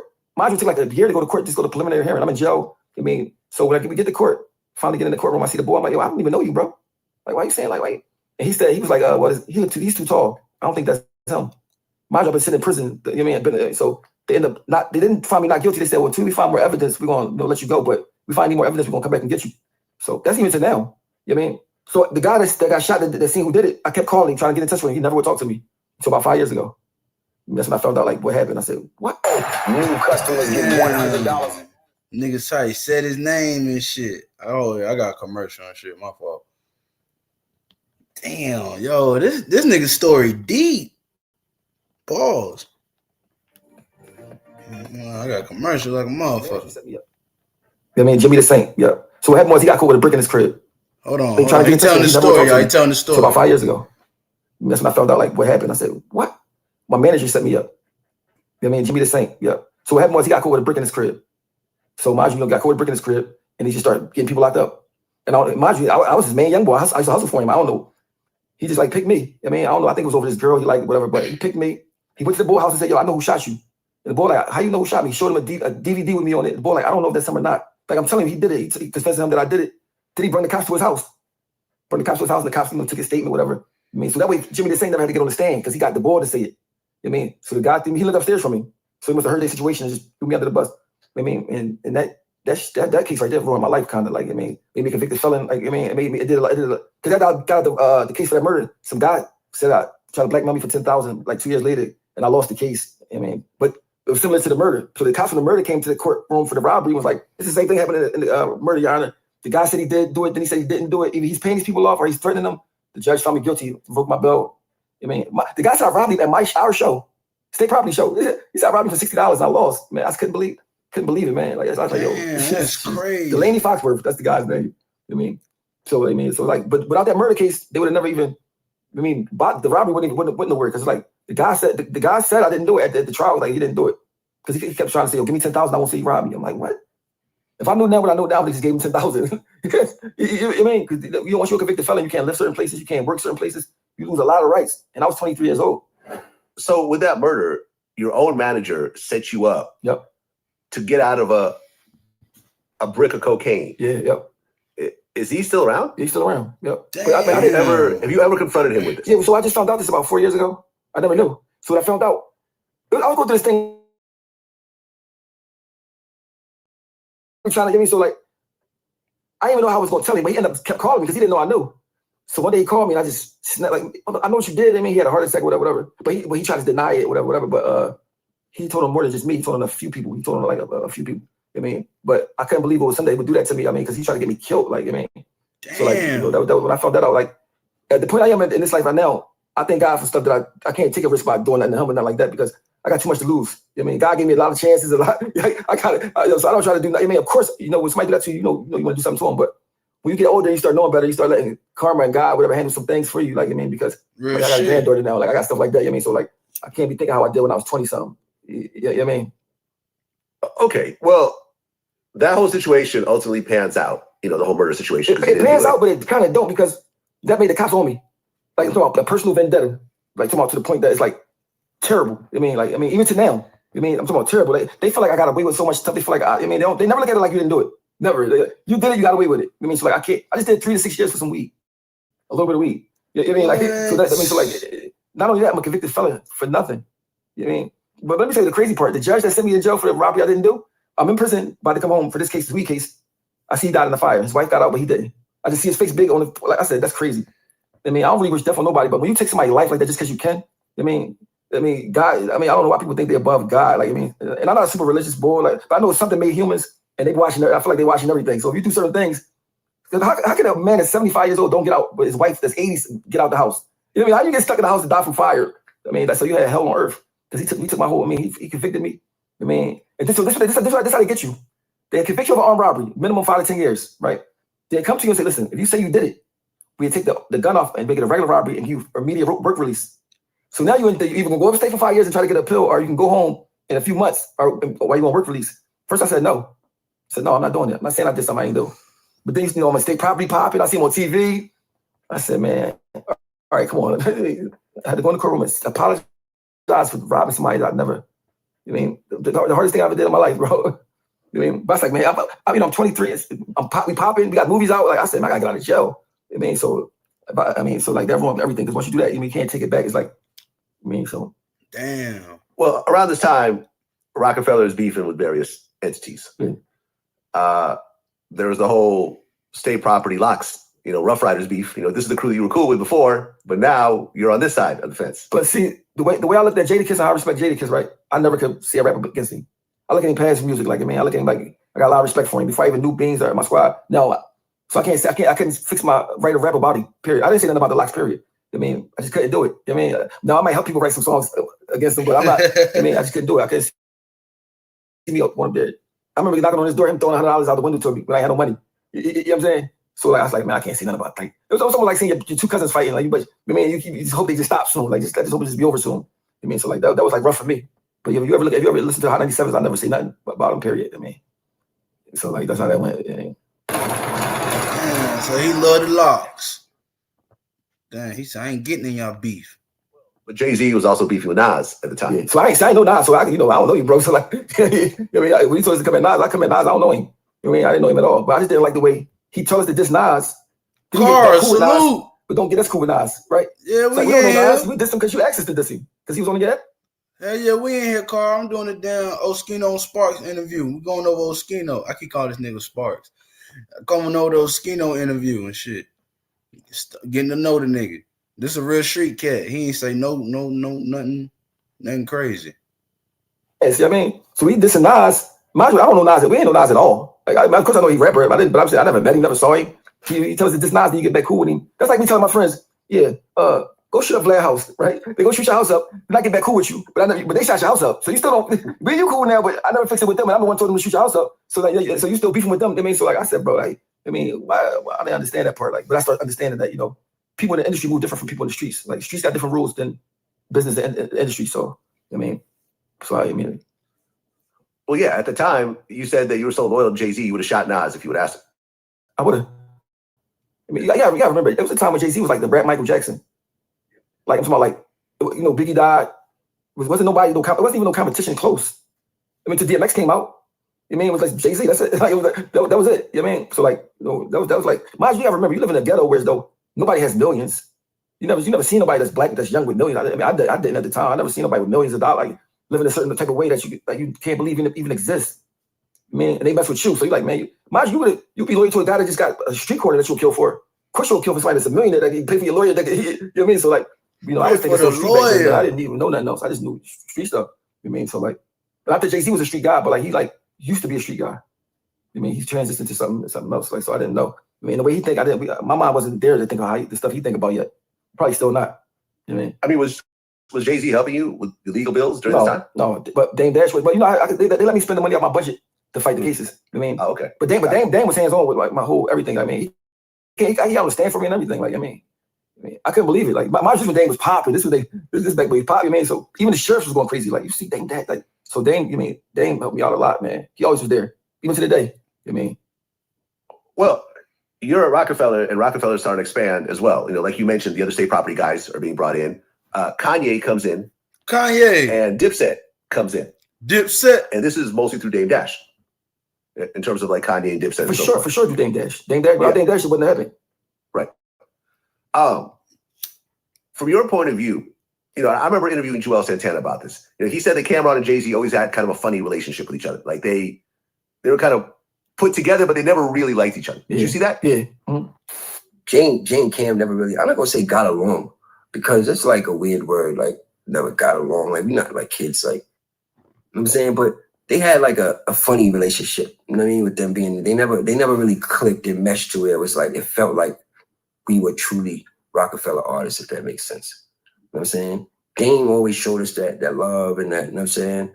But besides that, like, you know, we were cool, state property. We just never felt like we were like truly welcome over there. Like we felt like the outcast of the family. You know what I'm saying? I think it's, see, Jay-Z could do certain stuff with us from state property because being from Philly, we're not really business minded. We just rapped. I think people from New York are business minded automatically. So I think he's seen Cam as a rival. I mean, as far as business wise, as far as rapping wise, as far as somebody that can take his spot potentially. You know what I mean? So I think he was like looking at him like, why would you bring him over here? He could probably, because Cam was right. That guy, he's popping at the time real heavy. I mean, and then he didn't care about Chase. Like, yeah, no problem. This team, I mean, like that. So I think, you know, Jay-Z looked at him as a rival, and Jay-Z don't like competition at all. Like, I mean, period. I mean, damn. Period. And if you notice every song that he like, you might hear Jay-Z like say Freeway song, What We Do Is Wrong, right? You would think that Jay-Z song, he let Freeway get on it, right? No, it's Freeway song, he get on your song, right? And you like he's doing your favor by like, but no, he would never let you get on his songs ever. But he's still your songs, and then he put it out. I mean, he might let you get on it, he might not. I mean, but he'd never help you. He help you get on. That's it. And I think when I look back on it, I really feel like he did that just to get raps from us because we was hungry. Because we used to do it every time he saw us, he'd make us say raps for him. Like, every time I see you, better have some new shit. You know, we was young, we was hyped to do it. Like, I think Sony Studios, or whatever studio we used to be at the time, had like a car you could sit in. Like a fake car, you can put the CD in and you could rap to him like you sit in the car. And I used to be hyped to do it every time. Just you start seeing hearing a little bit of stuff here and there. And like, mind you, of course, he hot without taking your stuff. I'm not saying he got to need your stuff, but he will take your stuff. You ever hear the group Non Brigade from Philly? Yeah. He took their song, All I Need, same beat, same everything. I mean, so I heard Funk Master Flex one day on the radio, like, what would Jay-Z have to steal somebody's songs for? Like, I can't believe he said that. He's a good rapper, but he don't have to steal it, but he will. I mean, he might, if it's your song, he might let you get a verse on it. He might not. I mean, so like, he wasn't helping us. If you load the state property CDs, he's not on those songs. He might be on this. You hear him on the song, it's because it's one of our songs he like. He get on it, but he's not gonna say, "Oh, come get on this," or only like maybe like Bleak or something like that, but not the Philly Boys. He ain't really bang with us like that. And I saw that early. I mean, I started seeing that early, and I started like, understanding what it was. Like, we wasn't there like for like, because they sold it like was family and all that. You mean, you telling a guy that don't have family like we family, you thinking something. All the way different, and then you start realizing that it's not that, and you're young, so you start feeling slighted about it. You know what I mean? Well, I remember I interviewed P.D. Crack. He said that he played him a song with a Cameron verse on it, and like Beanie grabbed the CD and broke it in half. Because there was just like this kind of, people were starting to choose sides. Like people on the Dipset side, people on the Jay-Z side. No, I played the shit on the airplane. That's when we had little Discmans and shit. I played the whole way to Cali, and I get there, and the whole state P is already there. You know what I'm saying? So I go up to their room and shit. They all in one room playing a game, smoking and shit. I'm still excited again. I pull the CD out. I'm like, hey, Beans, look, this is joint I did. Man, check this shit out. I threw the CD in the deck, and I pressed play. And the same shit, when it got up to Cameron part, this nigga Mac stand up and walk over to the CD player, kindly ejected that shit and broke it in half and threw it in the trash. Like, yo, get the shit out of here. I'm like, yo, what the fuck is going on? Beanie Siegel. Yeah, man. Grabbed the CD with Cameron on the verse. I don't know why. Broke it in half. Cracked it in half and threw it in the trash. Like, get the shit out of here. This is the absolute best phone holder. Yo, Beanie Siegel dirty. Y'all hear this shit, yo? Y'all hear this? How these street niggas move, yo? The streets dirty. Stuff if the internet was out. If the internet was out, it would have changed everything because everybody would have seen exactly step by step what was going on. And the internet makes a competition thing because if you're not on the radio or on TV, you're not getting heard. Period. So like, but at the same time, people talk about the bad. The good was so good that it was like the good outweighed the bad by a lot. You know what I mean? But yeah, but Jay-Z was like, bro, I started noticing that he was like, bro, like, he don't really want to see you do good. Like, it sound crazy and it sound like, because same time somebody said about Jay-Z, oh, you're hating. No, like, this is the real life, real life thing. Like, he'll take your song and won't give you nothing. Like, he won't act like he don't even know that it was just like, it's shit. Like, somebody he give 1% of it, your life changed. Like, that song you got to give it to me with Sparks on the hook. Sparks get no percentage of it at all. That was a single. That's a video he did. You know what I mean? So like, my thing is that why would you already a billionaire? Why would you let somebody get a percentage of the song just to change your life? That made the song up that you wouldn't even did the song without, you know what I mean? So like when I started seeing stuff like that, I remember one time Sparks had a song with Jay-Z on the hook. He wouldn't clear it, but he cleared Cassidy's song for Swiss Beats. And I said, what the fuck? Damn. So I started, I'm gonna tell you, boy, like, you show me once, I understand. You don't got to keep showing me. I know what it is. Even though he saved my life and everything, I respect that part. But like at the same time, there's certain things. If you got young boys, that you're supposed to treat them a certain type of way, especially once you already made it, you already going. But it wasn't like that. Because without us, with that Nas stuff, he might not be who he is right now. Because Nas, that ether came out. And it was like people. A lot of people was on Nas side at the time. I mean, and then they brought us in there, and it was like, oh, they can't. Nas can't go against all of them. I mean, it was like too many of us. But like, so I said, why is Beanie Siegel not at that brunch? You know what I mean? I don't go to brunches, so like, I mean, you'll never see me at a brunch. I just started hearing about brunch when they started making brunches. I never knew what brunch was, but Beanie's supposed to be at that brunch.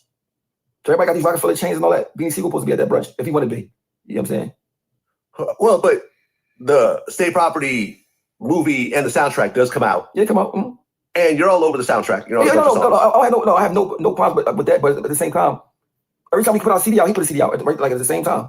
Mm-hmm. I mean, I'm talking about, you gotta remember, like at the time 50 Cent came out with G Unit, right? He on every song with them. I mean, you see how he did the song with The Game, that Hate or Love and all. So if 50 Cent on it, he popping. Jay-Z would have did that with us, it'd have been over. It would have been over. But like, I mean, but instead he take your song and then might not put you on it or take your idea. I mean, so it's like you start first you like it, you be flattered, then you start being like damn, like bro, like you gotta get a little bit of love. Like I mean, so like mind you, I got signed by him. So like I mean, I'm thinking like, no, it wasn't like that. I mean, at all. Like period. Like I mean, if you say Jay-Z did anything, take a verse, a line. Because mind you, everybody knows he's like one of the best rappers ever. So they be like, he ain't taking nothing from you. Who are you? You're not nobody. I mean, all you gotta do is go to Google. All y'all people out there watching, go to YouTube, type in "All I Need" by Non Brigade, and you'll hear the song that Jay-Z took from them. Mind you, they wasn't famous. Only thing was they had their business right, so they got paid. You know what I mean? But like, in rap, people in rap don't take somebody else's song and do it over. That's not a normal thing to do. You know what I mean? Like I've never listened to somebody's song and like, let me take this song and do it over. I mean, and take their hook and so like just doing it alone to me is like strange. Damn. Well, State Property 2. Crazy. He talking, y'all. Album comes out in the movie. He talking about well. Jay-Z. You're on that as well. Mm-hmm. And then Rockefeller breaks up. Yeah. From your point of view, why do you think that happened? I think Jay-Z wanted to be by himself, and they wanted to be with like Damon Biggs at the time. I mean, I just think that's what I think. I just feel like he wanted to be by himself. He can probably make more money by himself. He really didn't need him no more. In fact, he probably was just carrying them. Like he probably felt like I'm the rapper. I'm a businessman now too, so I don't even need a manager and none of that stuff no more. I mean, I got my lawyer right here. Like and just ditched him.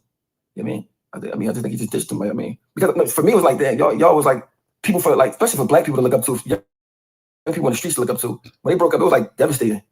For I mean, I'm talking about for people everywhere. Like far as I mean, because they people that made it from the hood all the way to the top, and they just break up like that was like crazy. You know what I mean? Real crazy. Well, yeah, they split up, and the artists kind of have a choice where to go to. They could go with Jay-Z, or they could go to Dame Dash's Dame Dash Music Group. Yeah. Most people went with Jay-Z. Yeah, I would have never went over there because I just knew. See, I'm a person from the streets. I've been raised in the streets. I get a sixth sense off somebody. You don't gotta tell me. I can see how you move, to tell how you feel about things. You know what I mean, so I would never went over there because I know he would. I seen P.D. Crack asking for a car one day, right? So P.D. Crack come in there, he's like, "Yo, Jay, man, I don't need nothing crazy. Like, I mean, like, I just need any kind of car, just anything so I can get around." Jay-Z listening to him, like, "You finished?" No, he's like, it's like that. Like, and we said it to him. I felt so bad for P.D. I'm like, damn, like he said no like that. I ended up giving P.D. a car. I mean, at the time, like, I said, P.D., I got a car for you, man. Like, because I'm like, mind you, so let me tell you the kicker about that. So after he did that to P.D., right? I think we was in the 40-40 club. The cops come in there and was like, yo, somebody had one of his cars, I think a 500 Benz, doing a spree of robberies in Jersey. He didn't even know was missing.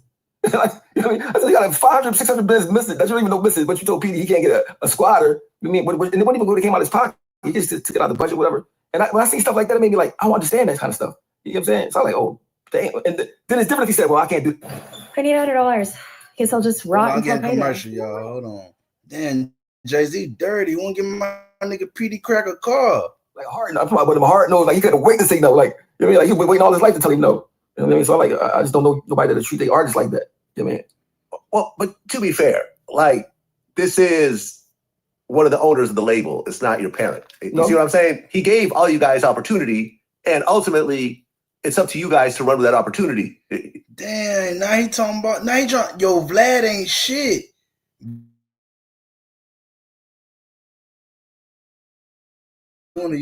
Y'all supposed to run with it.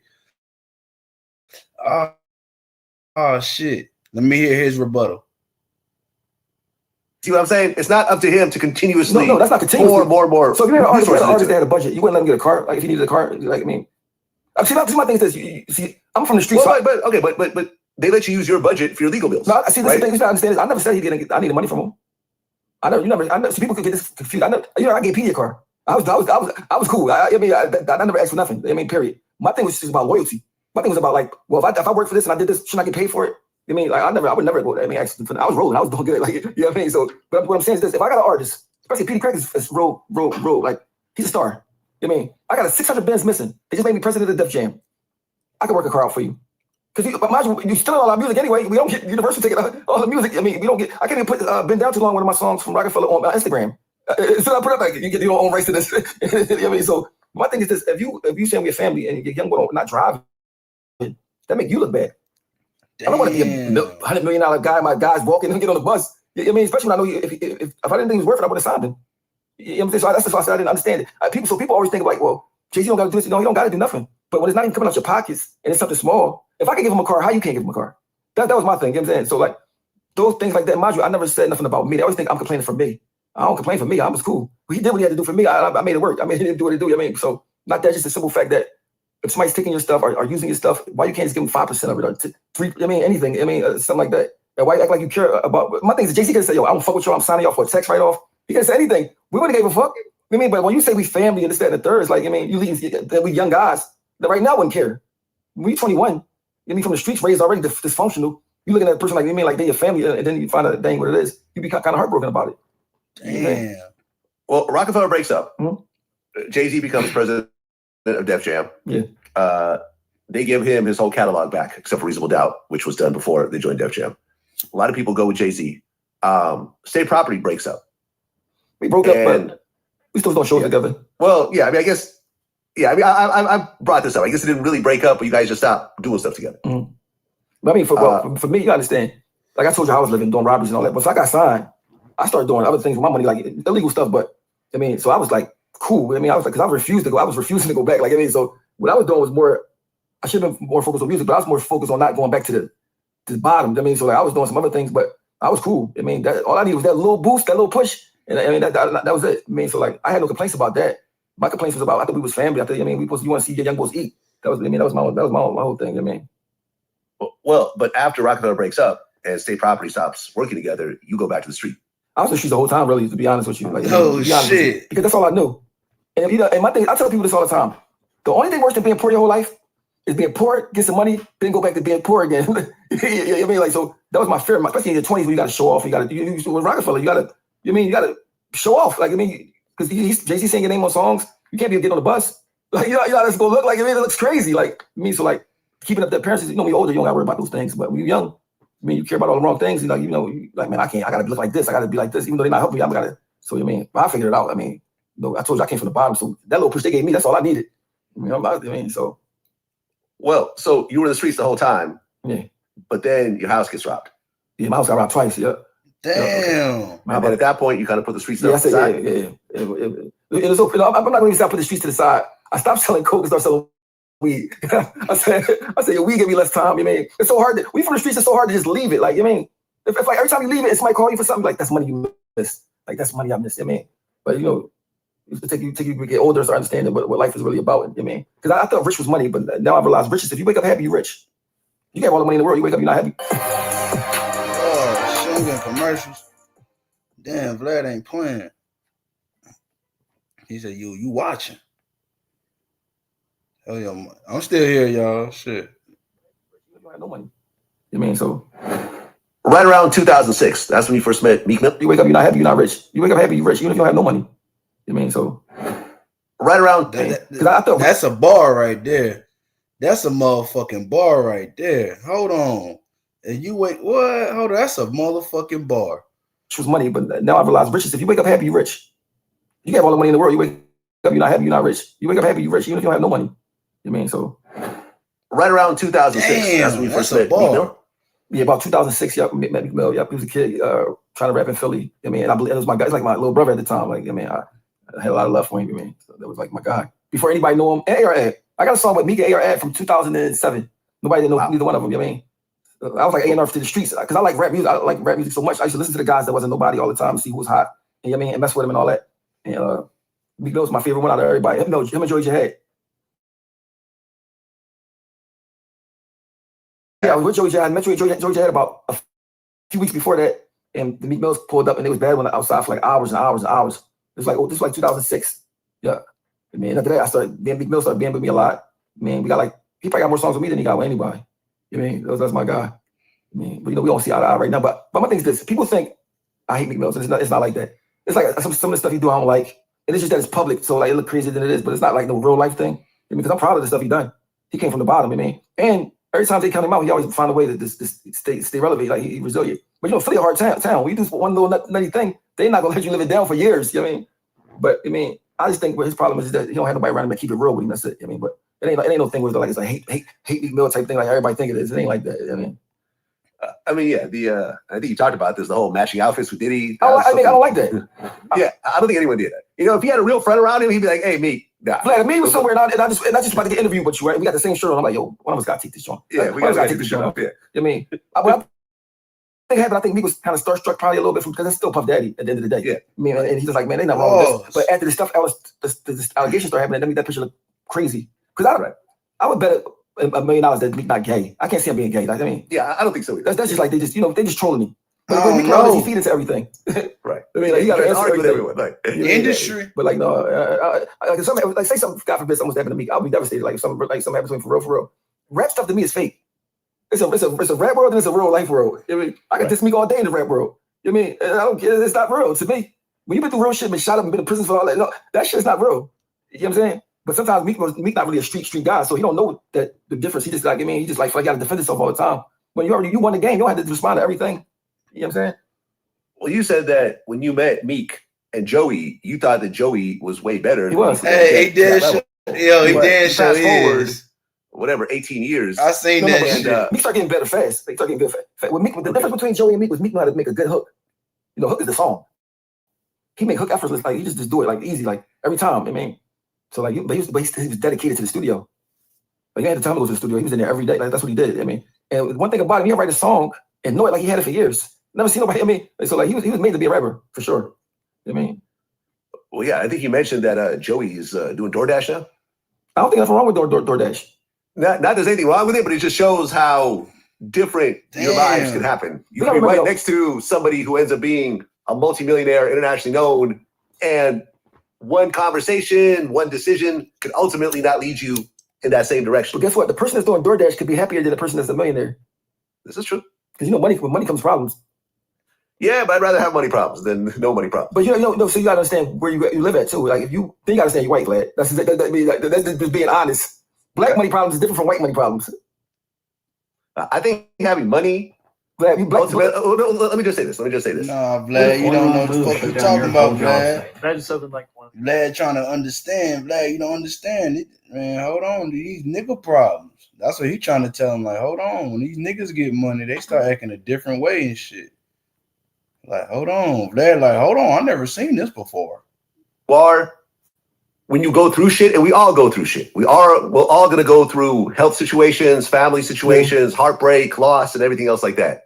But when you have a financial padding, it's not as bad as when a bad situation potentially puts you homeless. That's what I'm saying. Yeah. Having $1 million put aside, it pads your problems a little bit. It's like having, like a pillow, as opposed to falling down on a metal bed, you fall down on a feathery bed. You know what I'm saying? But you're still falling, but you'd rather have the feathery bed. But see, when you're black and you're a millionaire and all your friends is not, right? Everybody you know is not, it could be dangerous.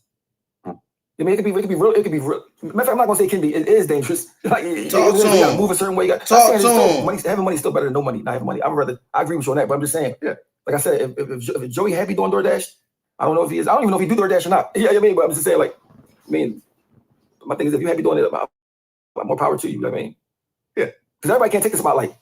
Everybody can't take being famous. Being famous is that. Especially when you're famous like how Meek is famous, like that's like a lot of eyes on you. Like, everything you do is a big deal. Oh, God. You got something to say about everything you do. So everybody can't take that. Well, around the time you met Meek, you also met talking real shit, y'all. Yeah, I actually was looking for ARAB. Yep. Yeah. This one hit close. This hit close to me in terms of what happened to him, because me and him were actually real cool with each other. I remember, years and years ago, Swizz Beatz calls me up got him locked up. Listen, I just signed this artist named ARAB. Can you get him on your show? He's really dope. I checked out some of his music and I'm like, oh shit, he is dope. Like he's really actually a dope rapper, like point blank period. So we started doing interviews with him. We developed a relationship. And man, when he got those 45 years, I couldn't believe it. You know why he got the 45 years? Because he was talking too far. People following. I mean, it wasn't about the crime he did, because people follow him. He had power. If he could tell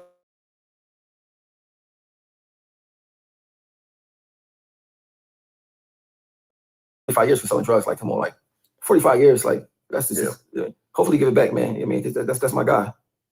Yeah, I mean, look, I remember at the time that he was going through his case and he got sentenced. I remember there's even fake articles floating around saying that the judge thanked me for helping him to get convicted and everything. They blame me for that. You know, they blame me for everything. I had, and I've said this multiple times, and Arab has said the same thing.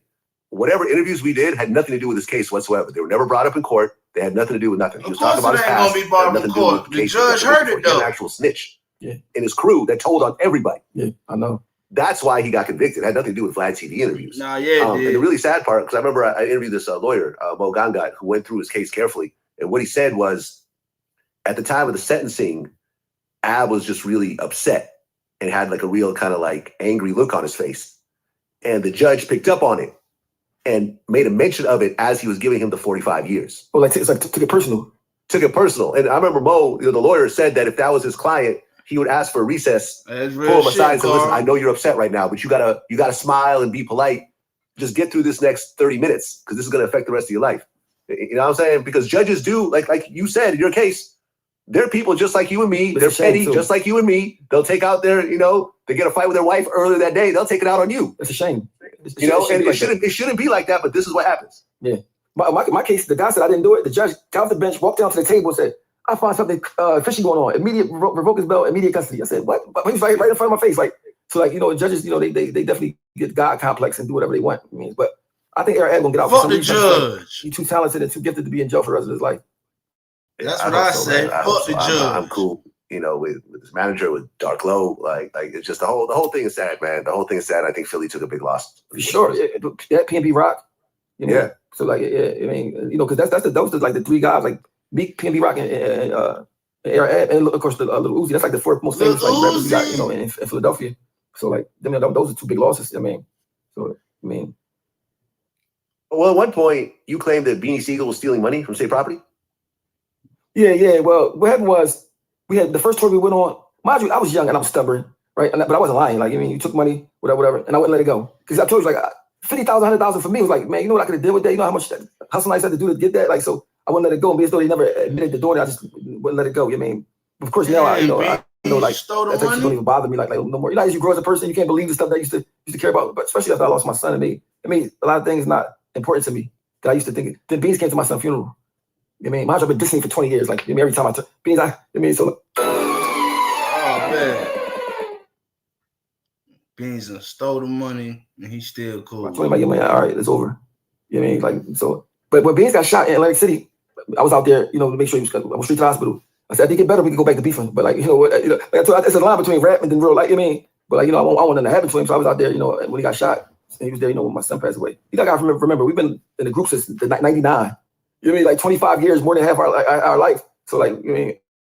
We like almost like family members at this time, beefing family. But there's no beef now, right now. But I mean, so like, people grow up and they change. Yeah, so. Well, yeah, in 2020, your son died. Yo, Carl, talk to him. Everything I went through is not even comparison to that. By times 1,000 is not compared to it at all. I mean, yeah, it's like, I'm sorry for your loss, man. I can't even really imagine it, to be honest. Like, I never felt like all the stuff I went through in my life. I never felt like I wanted to kill myself. That's the first time I just didn't want to live, because it's like the pain. People think it's a choice to be sad. You can't help it.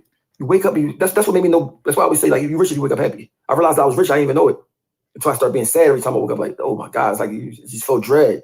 You know what I mean? So like, it was just like, matter of fact, he had a daughter that was 1 month old.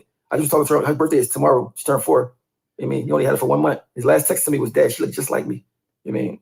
And then I had to see that car and everything, man. And Freeway made a song saying like, Oskino lost his son. I don't know what happened if I lost mine. Then his son died the next day. You know what I mean? But the crazy part about it is I'm 4 days older than Freeway. We lost our sons 4 days apart. So when we lost our sons, we was the same exact age, like to the day. You know what I mean? And they buried right by each other. It wasn't planned like that. It just happened to be like, so when I go see my son, I always go to Freeway son grave and clean it off and talk to his son. You know what I mean? He said, I clean it off. Oh my God. So like, he don't have no kids no more. Like, so. Yo, I be seeing this nigga new interviews and shit. He like, nigga, I go clean your son grave. Yo, this nigga be talking crazy now. He cool right now. I was looking at his situation like, well, at least I still got, but losing a kid, man, it's like a kid. You can't explain how it felt. make you feel guilty for being happy when you start, like, you might laugh at something, you feel guilty for that. You feel guilty for living. You feel like you could have did something different. You as a parent, you feel all type of stuff. I mean, it's like a hard thing to deal with.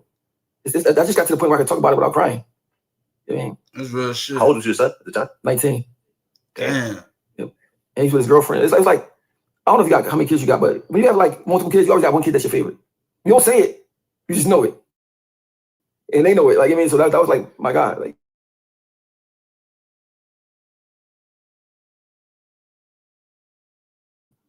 Yeah, your daughter's going to beat you up after this interview. I mean, not only did you admit to, try to get her aborted, but now you're saying she's not your favorite. I'm just saying, whatever happens after this interview, that's on you. That's not on me. My daughter, she know how she's like an old lady. When I talk to my daughter, it's like I'm talking to somebody older than me. Like she schooled me on like that. Don't do this. She's a nurse. She got like no kids, never been in trouble. I don't know if I asked him to do it, but she turned out perfect. I mean, I don't even take credit for that. She had a good mom, but like she just, some kids is just bad. Some kids, no matter what kind of parents they got, they just bad. Some kids just good, but she was a good one. You know? So like I'm proud of her a whole lot. I mean, she make me like I'm a good parent. Like I know I got this some extra good work or something. I mean, but yeah, man, me and Freeway lost our sons, but that's like then people you see people on the internet talking, we sacrificed them and stuff. I just like. That's what the internet does, man. You know, the internet. Yeah. But but when it's something that you can't, like most of it won't affect you.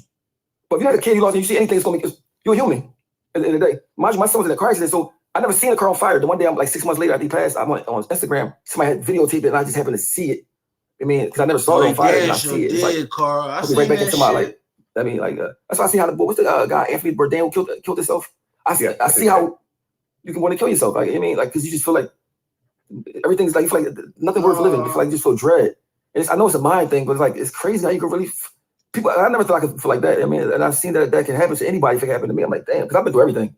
I mean, I've been through, but that thing almost broke me. So I mean, but and then Philadelphia got a lot of kids getting killed, murdered all the time. So I mean, people don't really talk about it. You never know what they're going through just by seeing them. We're going over Oskino. I know it's a lot of people that's just hurting in Philly. You know what I mean? Well, you have another son. Oh, we getting commercials and shit. Somebody hit the link. What we speaking on? We just talking shit. Shit, we going over this Oskino shit right now. It's almost over. Yes. I mean, you know, I don't know about turn it off. But the young teenagers, guys in Philly, they got a murder culture. They that's what they do. Murder. I'm talking about. They murder. The guns they have shoot 1,000 times, broad daylight. I mean, so like, I mean, it's like the thing was though. And then they act like they tell the parents, they're not doing this and not doing that. I didn't know. I mean, but like, my son was grown anyway at the same time. So like, but he paying for it. Like, he took the deal, and he'll get out one day. Hopefully, he'll just be a better person. I mean, so I mean, but that hurt though. I lost both of them at like the same time. Yeah. I mean, going through what you went through, going through the shootings, being charged with murders and so forth, ultimately beating them, and then seeing your son actually follow your footsteps in a certain way. Did you blame yourself as a father? Like, I should have. Yeah, but I should have been more involved. I should have had more talks with him. I should have. I'm gonna tell you exactly what it is, though. When you this is how it go, right? When you in the hood, my dad died when I was 12, right? I was only for 9 months. He died in front of me. I know him, but like not even really. I have no idea how to be a father. I was in jail all my life. I mean, like, not making an excuse, but like to be honest. So I thought if you buy them sneakers or feed them, and that's it. Now I know that kids do what they see you do. They don't do what you say. They do what they see you do. But I mean, I didn't know none of that stuff. Like I'm raising kids. Like I'm just guessing. Like just guessing. Like what to do. So like if I could do it different, I would for sure I would do it all the way different. You know what I mean? I would let them like not let them see the stuff I was doing. You know what I mean? Like or maybe not do it at all. You know what I mean? Because as a parent, any parent, if something happens, your kid do something, any parent gonna feel like this is part they fault, some type of way. You know what I mean? So like so of course I feel like that. You know what I mean? But at the end of the day, all you can do is just because if he had life, it'd be different. I mean, he got a lot of time, but he's gonna get out. You know, I just hope he get out and become a better person. You know what I mean? Because at the end of the day, I think if he was out here, he would have had to either kill more people or probably would have got killed himself. That's kind of how they play out in Philly right now. I mean, so like, but it's a lot of stress for a parent. So he actually admitted to the murder and took a plea deal. Yeah, he took a plea deal. Do you know the situation around it? No, all I know is that a young kid got killed. I was young, like teenagers. Like, I don't really know the exact details because he wasn't gonna tell me the truth. You know what I mean? I just know it was a young kid got killed. You know what I mean? So he got stabbed in jail over it. Like, so it was like it's just a lot, man. Especially as a parent, you can't do nothing about it. You know what I mean? Like, it's like, I can't even go to the kids that I don't even know who the kid is that died. Like South Philly, I don't know nothing about South Philly. South Philly, I don't know nothing about South Philly at all. But like, I know what it's like to lose a kid, so I know both sides. So I know both sides. So like, It's just that, these kids out here, man, they run around with these guns, man. And they just like, they don't really understand the consequences of what they're doing. Well, when you got shot in 97, they gave you Percocets. Mind you, I never heard of them before. I never knew nothing about them. Because I think Percocets came out in 95. I think they got invented like 90. So I got them as soon as they got invented. Like they gave them to me. Man, I didn't even know they was a drug until like somebody told me one day I was in jail. I'm like, yo, I feel crazy. Boy, like, you take Percocets? You want to withdraw? I said, what? And so so like the doctor's giving us like 18-year-old kids Percocets. Not telling them, not giving them. But one thing about me, I was going to jail so much, I never got a chance to really be all the way addicted to them. Yeah, I get locked up. I got locked up. They don't give you Percocets. So that's like. Yeah, once I that's thought why niggas be wanting to go to jail so much to get them Percocets. Yeah, I mean, Beanie had his struggles with drugs over the years. Between lean and pills and so forth. I remember at one point, the first time I interviewed him, he was like really, really heavy. This was like right before he went to jail, and then I think he got caught with drugs. Yeah. Right before he was supposed to get locked up. They locked him up early. Yeah, man. I mean, pills, it seems like pills have taken over everything. People don't understand, though. Sometimes, like, in the ghetto, right, you go through all these different things that we act like it's normal. Like seeing your friends die, getting shot, going to prison, right? But it's not normal. So sometimes when you do drugs, people be just really coping. They really be coping. And without that drug, they probably won't make it. You know what I mean? Because talking about, like, then you can't even complain about it. Like, you can't be like, well, I'm stressed out because everybody look at you weird. Like, you stressed out because you got shot. When you should be stressed out, like, but like in the hood, you can't show no weaknesses. So like the whole culture of it is like, you can get $25 to commercial to commercial, yo. Man, you talking about some real shit though. Real shit. Yeah, I'm getting commercials, y'all. Hold on. Even as a young kid, you got to do it on your own, and sometimes everybody can't handle it sober. You know what I'm saying? So you just be escaping. Let's see. I never did like smoke weed, smoke nothing like that. I used to drink a lot, but then I stopped really doing that. Because one thing about prison, prison gonna keep you sober. You be in that joint living your best life. Well, you and Neat Buck went back and forth. Damn, shit. How did that start?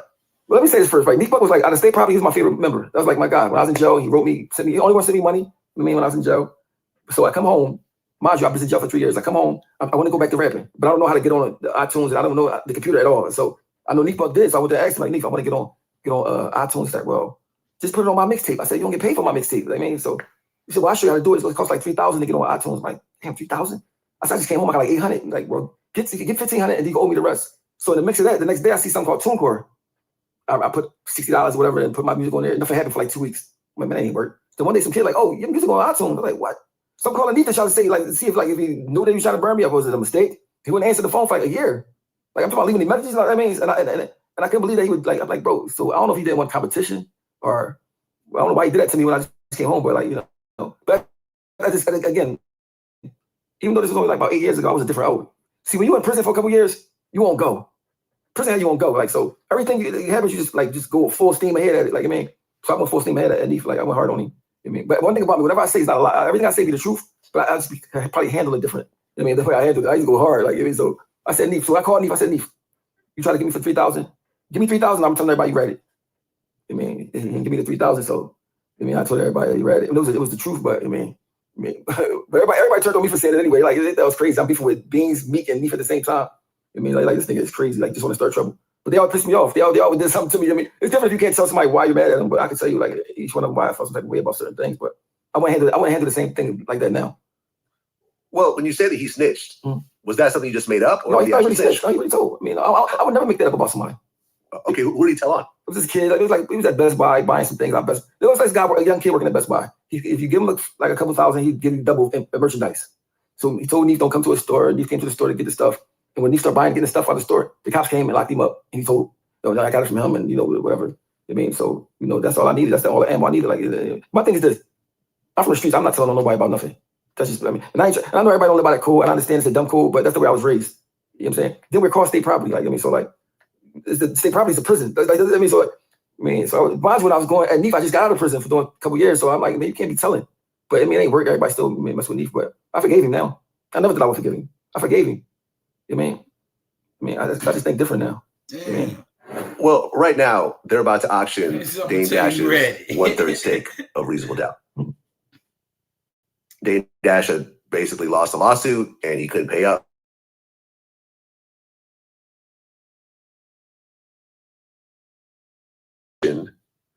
Jay-Z announces that whoever buys it will only get it for 5 years. Yeah, I seen that. So basically, messing with messing with how much it's worth, how much Dame can get for it. Well, I mean, is he really messing with it, or is he kind of letting everyone know? There was no need to let him know. Let him know for what? To mess with how much you want to get for it. If you know you're getting it back in 5 years, what's the use of saying it? Well, right, because I think Dame accused Jay of trying to undercut people, but I don't think Jay's going to buy it. What's the point of buying it if you're going to get it back in 5 years anyways? Yeah, but I'm saying, but he said it so it hurt Dame Dash from getting money. Well, the two of them haven't really gotten along very well. Yeah, but I'm saying, my thing is that's why I said money don't equal happiness. Because if I got $1 billion, I'd be so happy that I don't think I would even want to care about doing that stuff like that. You mean for what? My thing is I don't want to see my friends' demise. I don't want to see nobody that even if we don't get along, I don't want to see a demise. I want to see you get as much as you can get. Yeah. Right. But what if it's not your friend anymore? It don't matter. I mean, I'm not a hater like that. I mean, like my thing is you still got kids. You still got family. Oh man. Next commercial. He talking real shit though. Like, yeah. Everybody he's got to take care of. I mean, my thing is, so like, and that's why I said like money don't equal happiness. People that say, when you're happy, you don't really care about stuff like that.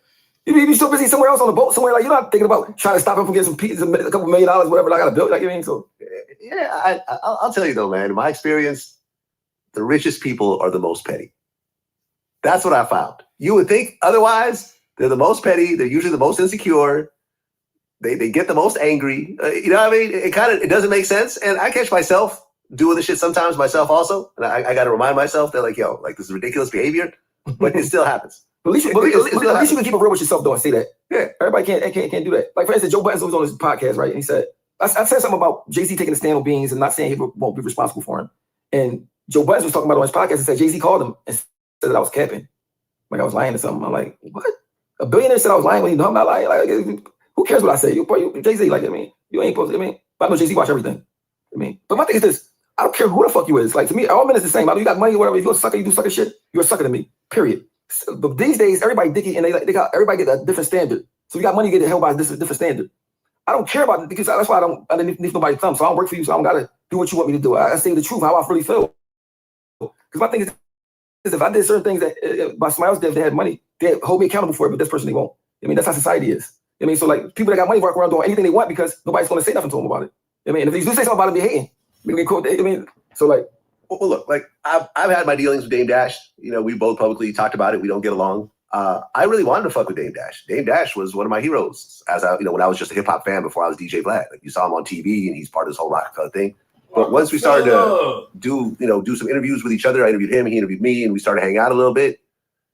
I just didn't really like being around him. He would be really kind of insulting when he's around you. He would kind of put you down and kind of like sneak diss you and say certain things. And then, you would try to set him up with a deal, then he'd end up publicly bashing the person you set him up with. And at one point I just said, I'm cool. I don't need to work with someone I don't really want to work with.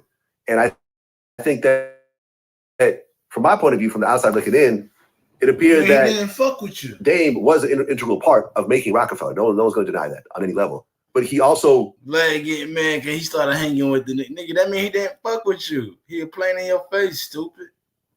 Became a liability after a while. Like the whole Steve Stout slapping incident. You know about that, right? Yeah, I heard about it, yeah. I've talked to people that were there that saw it. Like for example, because the story is behind that was that Dame didn't like anyone working with Jay unless he was involved in it. And Steve Stout hooked up Jay with that sneaker deal. Dame found out about it, walked into Steve Stout's office and slapped him right in the middle of the office in front of everybody. You can't do this in the corporate world. This is a Def Jam Universal offices. You see what I'm saying? But see, when it comes to Dame Dash, I'm biased. Like, and I know I'm biased. Like, because I know him and I love him. So I'm biased. It's like you have your little brother. Your little brother might do some shit. You're like, that's my little brother though.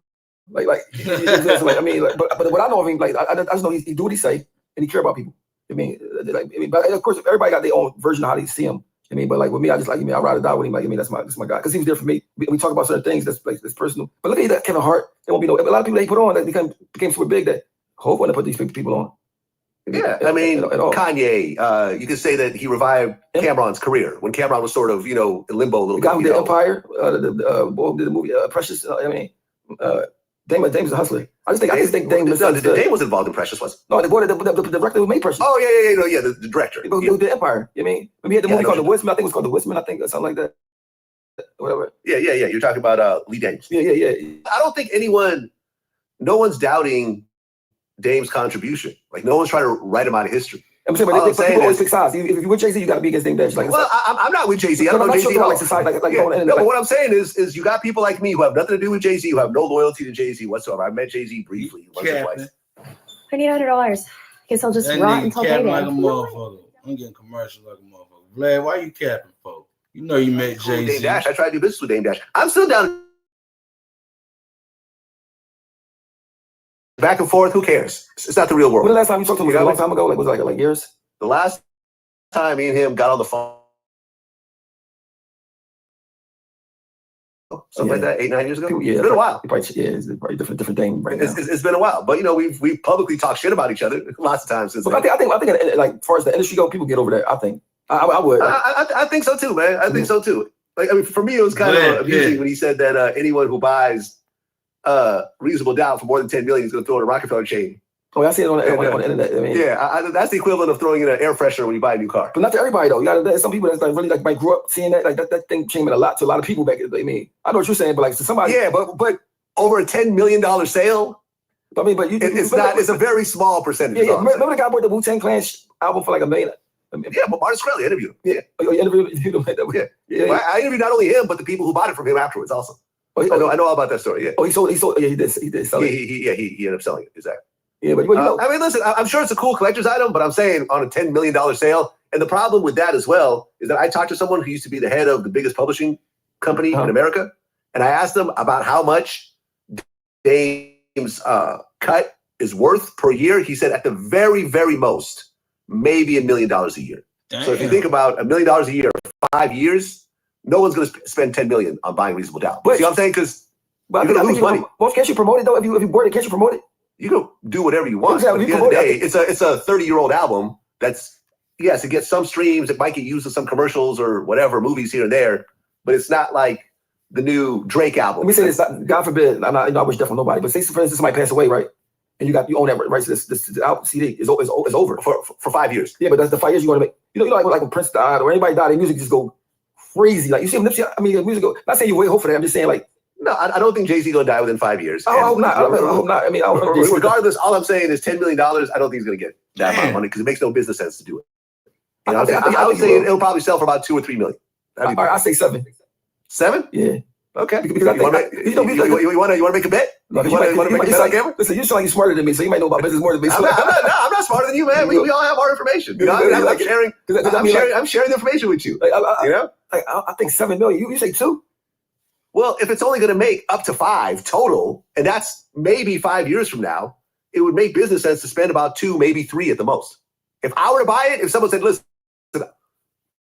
we'll sell it to you right now, the most I would offer is $2 million. But you can promote it though and make it do numbers. Reasonable Doubt is Reasonable Doubt. It's already in history. But a lot of kids don't know about Reasonable Doubt. That came out when I was young. But even the amount of money you get from streams is so little. He even talked about how with the state property projects, you don't really get very much. Yeah, I got my money comes from my stuff I put out on my own. Like, I mean, my independent stuff. You mean exactly? So yeah, you're right about that. But yeah, I remember there's a lot of people in state property group, so it's split a lot of ways. But I mean, I'm pretty sure Jay-Z CDs do make millions. Like, I mean, it has to. Everybody in the world listening to it. People, the world is big. Yeah. I mean, so, but I don't trust the numbers they say that it's doing anyway. Who makes those numbers? Like, somebody just in the room just pushing how many? Like, I don't believe. I think they just tell people anything they want to hear. I mean, I don't believe nobody really get the honest truth of how. There's no way to tell. There's no way to tell. Talking shit. Yeah, but you can't say that an album that's 30 years old is not going to stream in the same way as a hot album. No. That's all I'm saying. And an old artist not going to stream like a young artist. Exactly. So yeah, exactly. And Jay-Z at this point is a catalog artist. He may come out with something here or there if he feels like it. His best work is in his past. I don't understand why, like rock and roll, like soft rock, hard rock.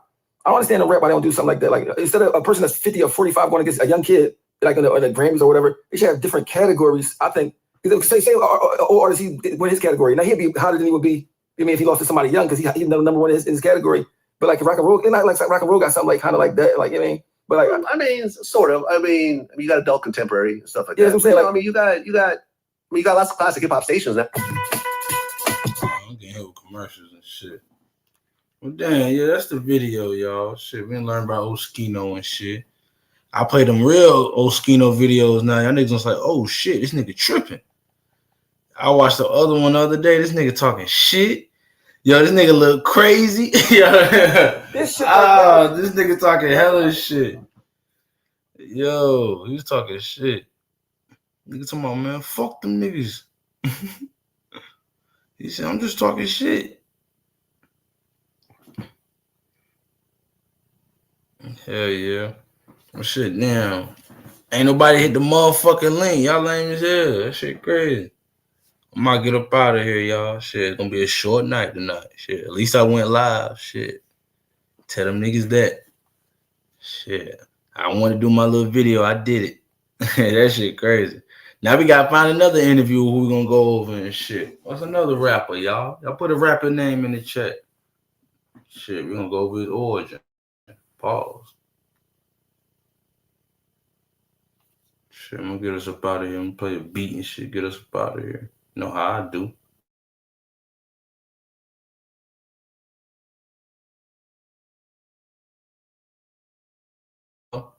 Shit. We over here now for a little bit. We over here till Thanksgiving, man. Shit. Anytime I go live, we over here, man. Shit. That niggas I'm down there shot me down. Bang, bang. That niggas shot my channel down. Lame ass niggas. That's all good.